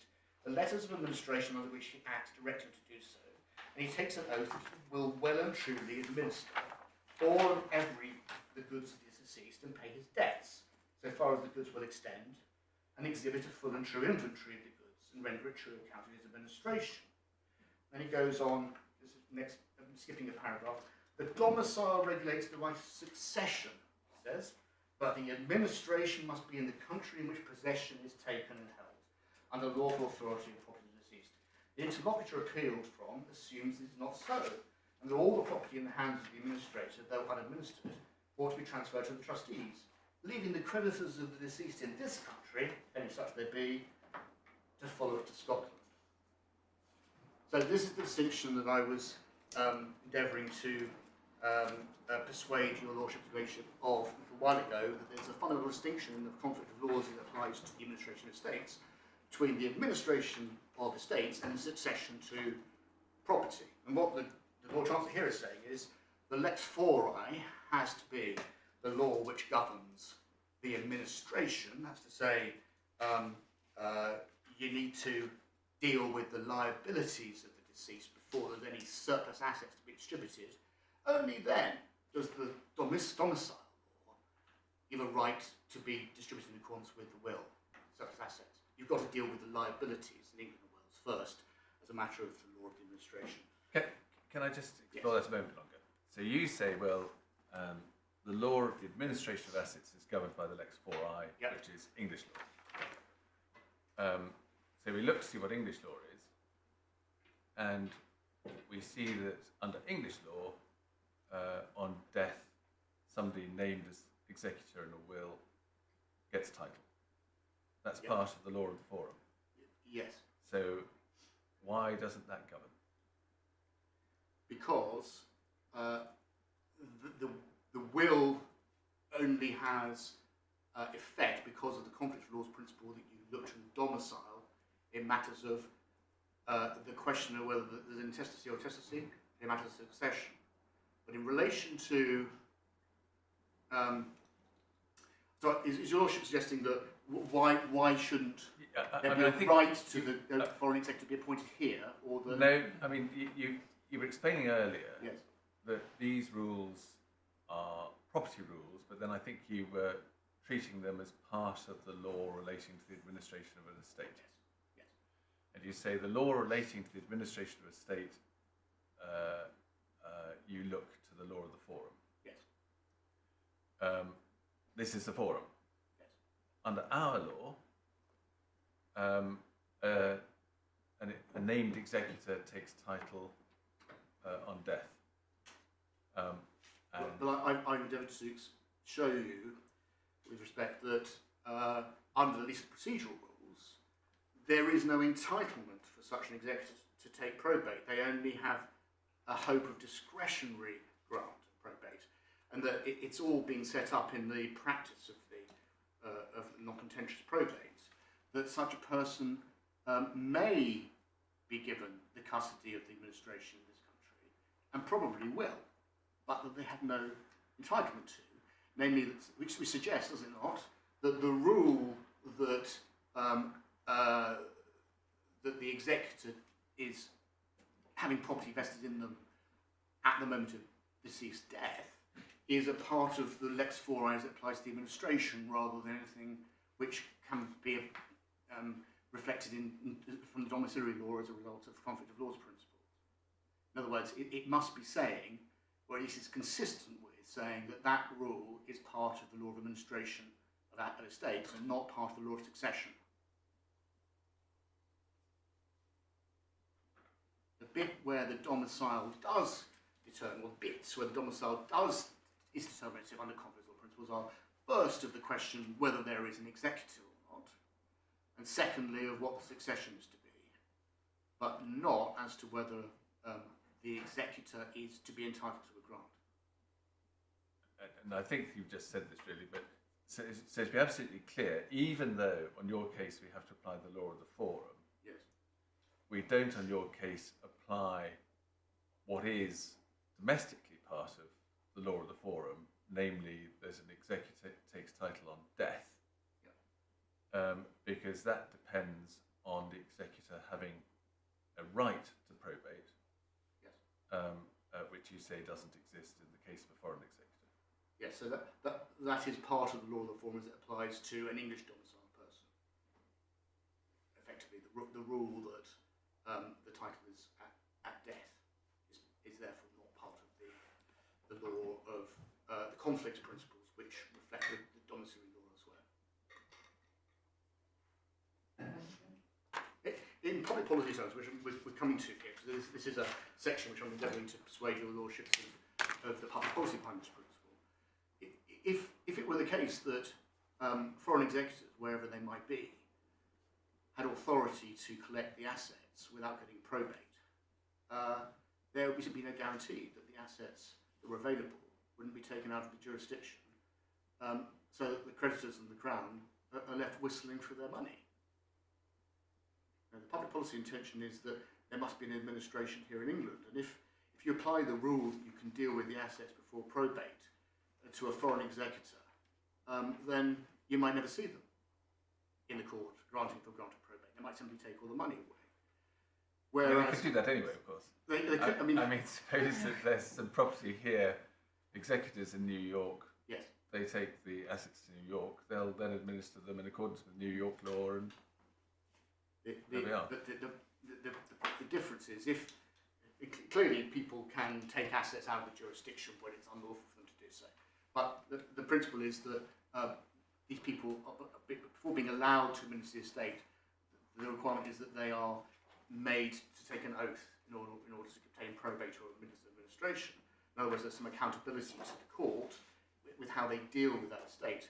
As Lord Chancellor Cottenham is saying, they need to give an oath that they will well and truly administer, and they'll exhibit it in an inventory and render it to account.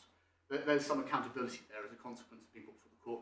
And I don't know whether there's any principle of this today, but certainly in the older authorities I've seen reference to the possibility that somebody taking the oath might be required to give security for the administration of the English estate. Isn't this all rather a long way from the point in the appeal? The point in the appeal is simply whether you can commence proceedings without having the grant of probate resealed. It's not that you're entitled to judgment without having the grant of probate resealed. It's the commencement of proceedings. And in my submission, that is about whether the executor has any ability to take steps in the administration, which means dealing with any of the assets, including causes of action. Causes of action being assets like any other, or at least shows as an action like any other. And issuing proceedings is to deal with the asset representing the cause of action. That's in my submission the point there. Yes, the point that we're looking at in my submission is not just a discrete point about the law of procedure, about who issues a claim form when. It's part of the law of properties that applies to administration of estates, and the principle that a friend's client is seeking to take advantage of depends in my submission upon there being property, which there isn't, passing to the foreign executor before they issue proceedings.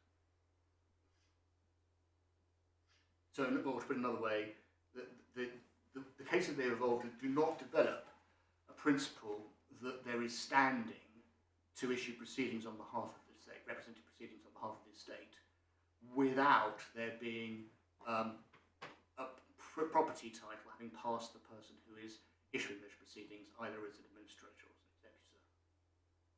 And the property title in the sense of an executor who's a foreign executor, only passes like an administrative has been granted in that submission. So in relation to this public policy, I think Preston Melville probably deals with it sufficiently, but really Loriard in 1922, which is at page 143 of the Comprised bundle, would also be relevant for your Lordship's attention. This is a case where there's assets in England and there's assets in New York. The deceased is domiciled in America, assets being administered in both. And the question is whether effectively the assets should all be sent over to America to be dealt with the American administration. Answer, no, because creditors have to be dealt with before you get to distribution of surplus, and we only respect the law of the domicile in relation to succession, in relation to surplus over estates.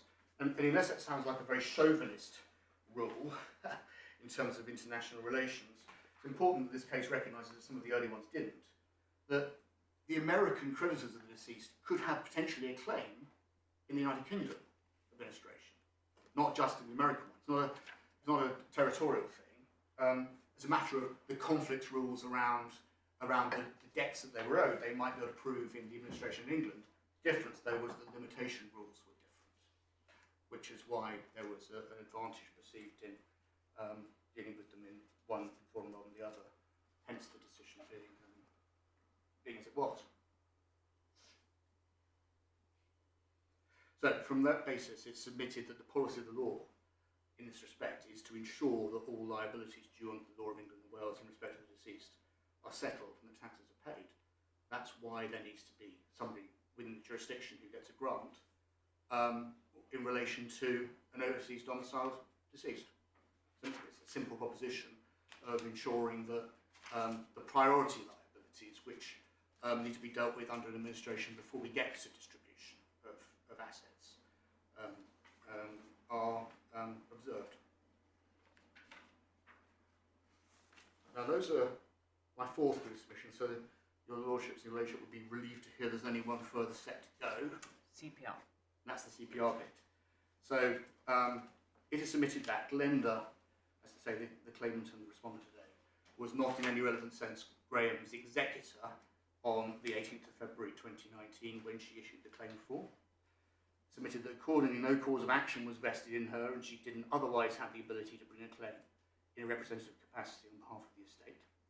And it submitted that accordingly the claim form was a nullity and liable to be struck out under CPR Rule 3.42a on the grounds that there's no reasonable grounds for bringing a claim. So the first proposition is that it was a nullity because she lacked the representative capacity required to bring the proceedings. And there are two Court of Appeal authorities which in my submission require that conclusion to be arrived at. Page 153 of the authorities bundle is Ingle and Moran.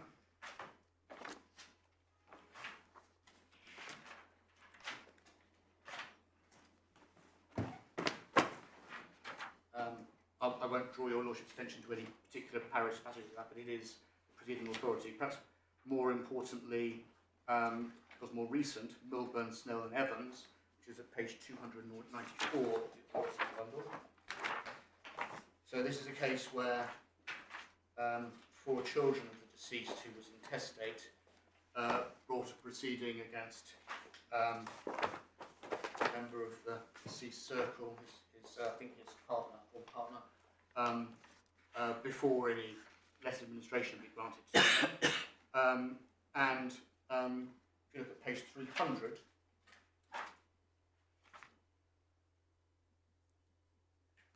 paragraph 14,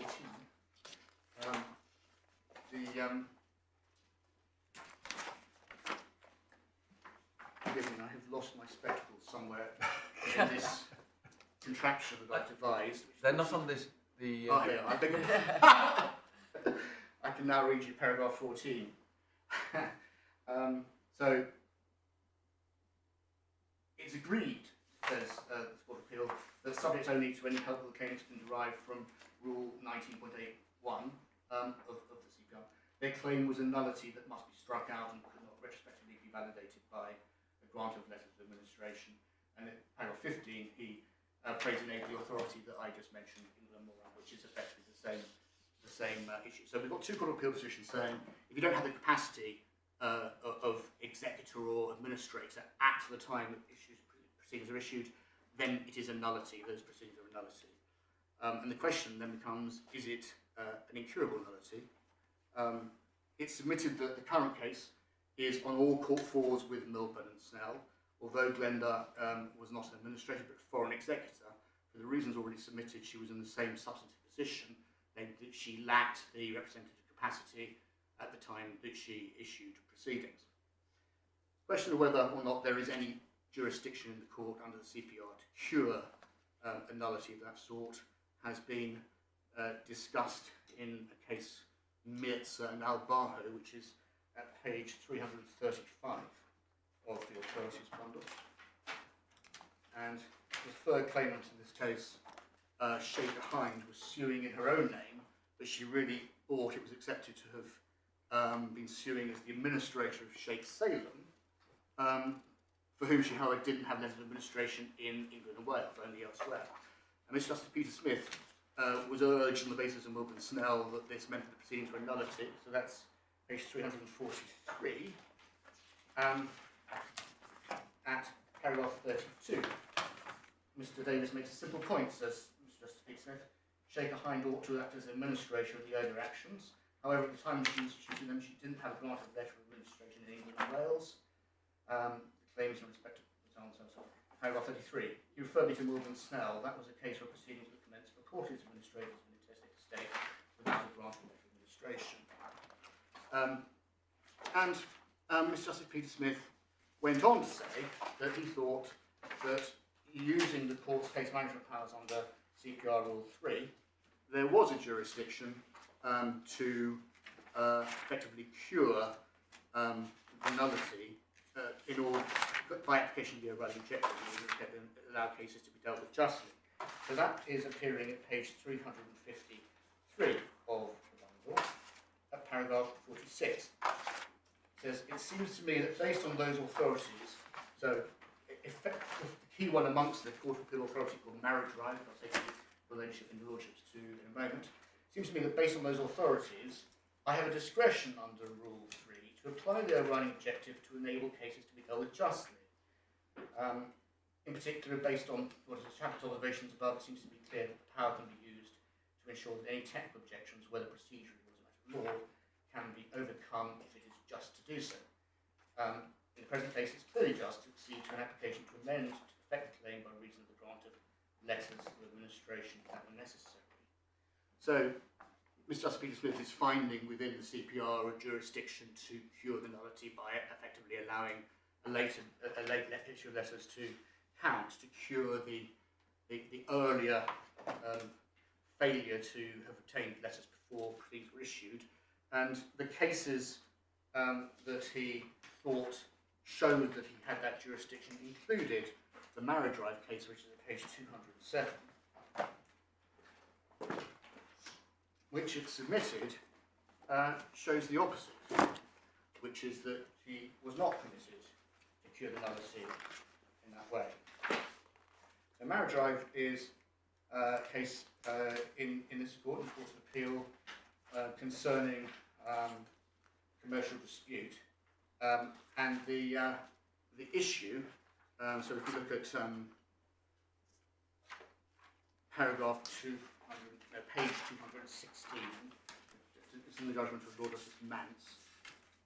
The issue is whether or not an irregularity, which was effectively the claiming of a new claim in pleadings by way of reply, which Lord Justice Mance held was an irregularity in accordance with the rules of court, whether it could be effectively cured as a result of the case management powers of the court.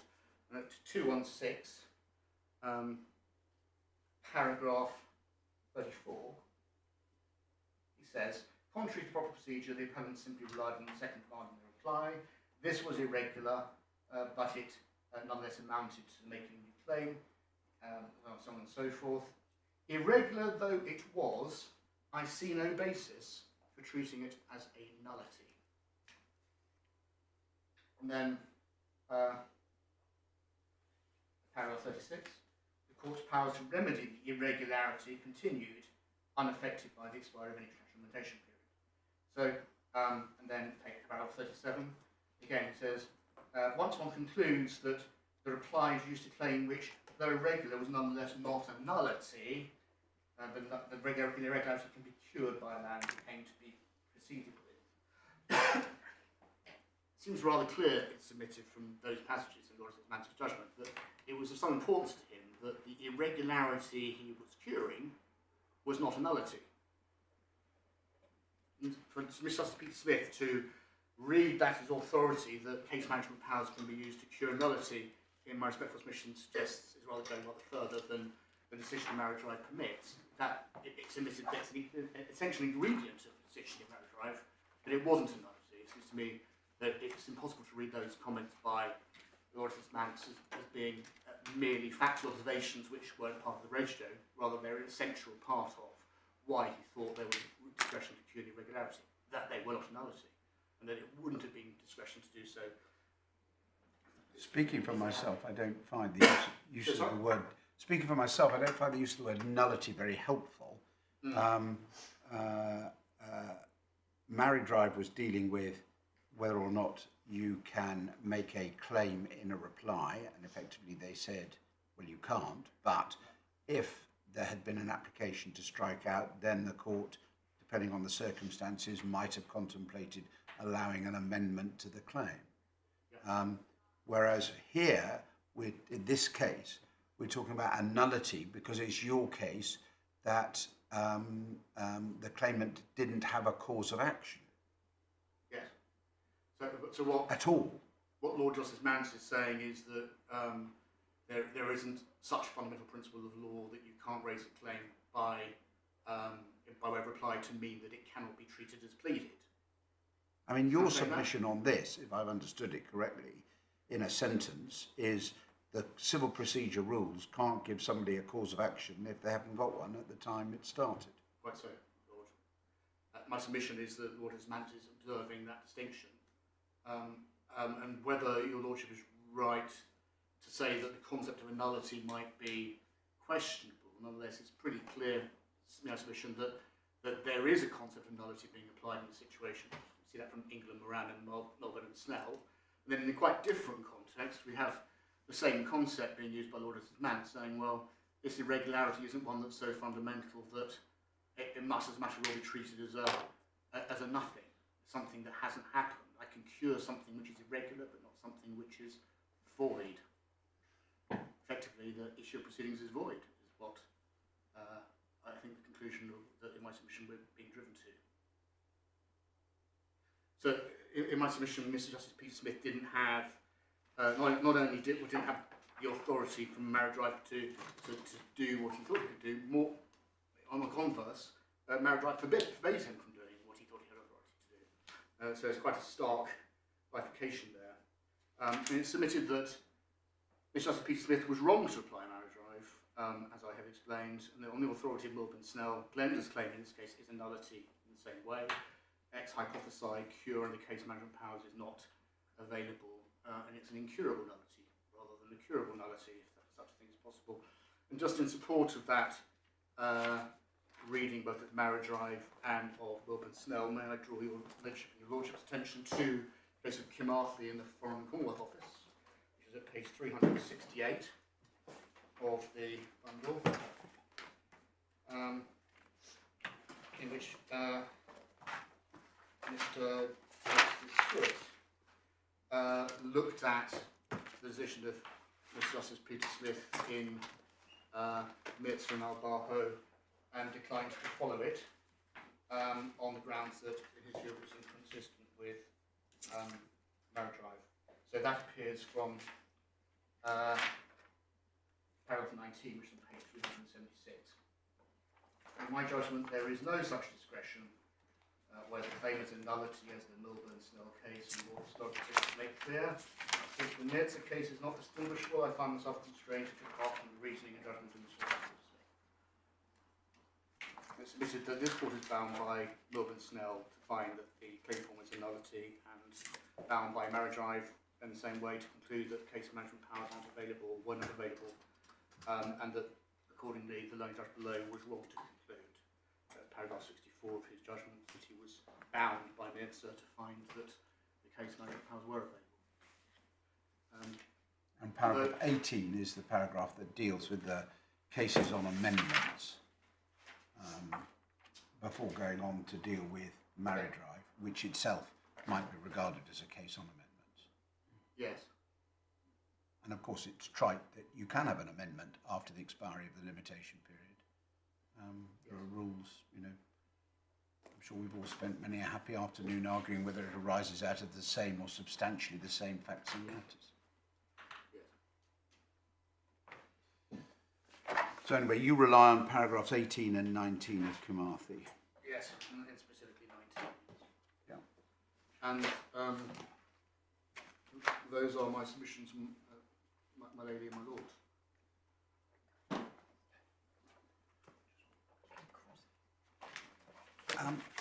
Mr. Steer, can I ask you this? Where does this all take us?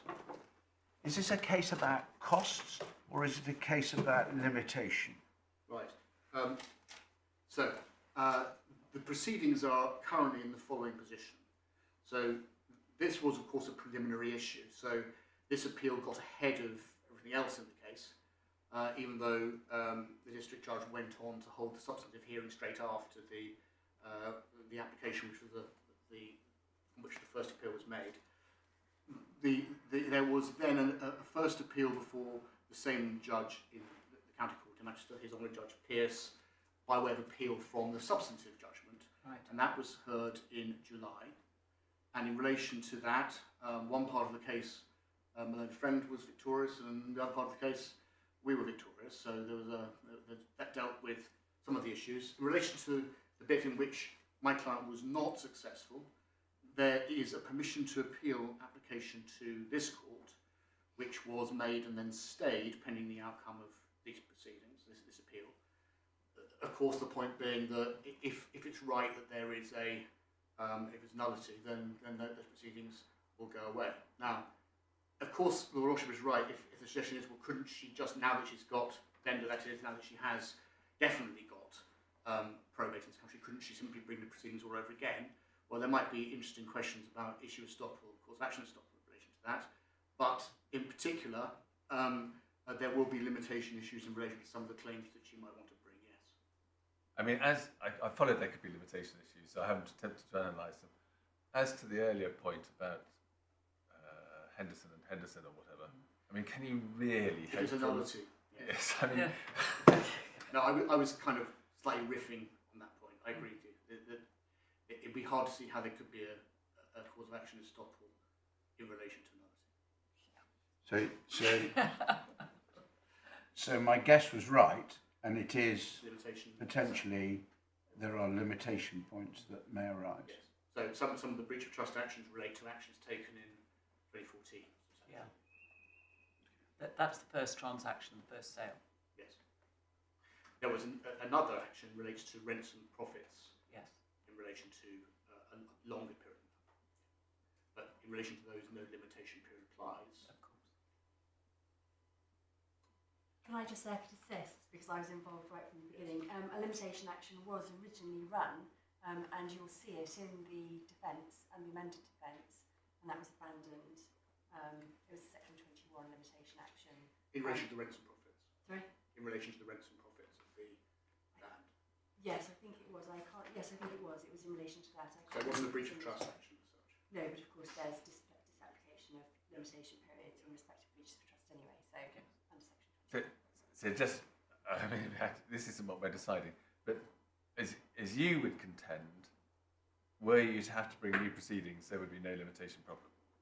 No, and I make the point in my skeleton argument. Well, I don't make the point about limitation because that's something that we don't regard would apply in any event. We make the point about the abuse of process arguments and the potential for them in the event that the claim was a nullity or was void for some reason. It therefore never existed, therefore none of those arguments can possibly be run as far as we're concerned, and that's the point that's made in the skeleton argument. Success on the part of the appellants in this appeal will mean we go back to the starting box and off we go again. I quite understand that, but Mr. Steer concedes the abuse res judicata type point. But not the limitation point.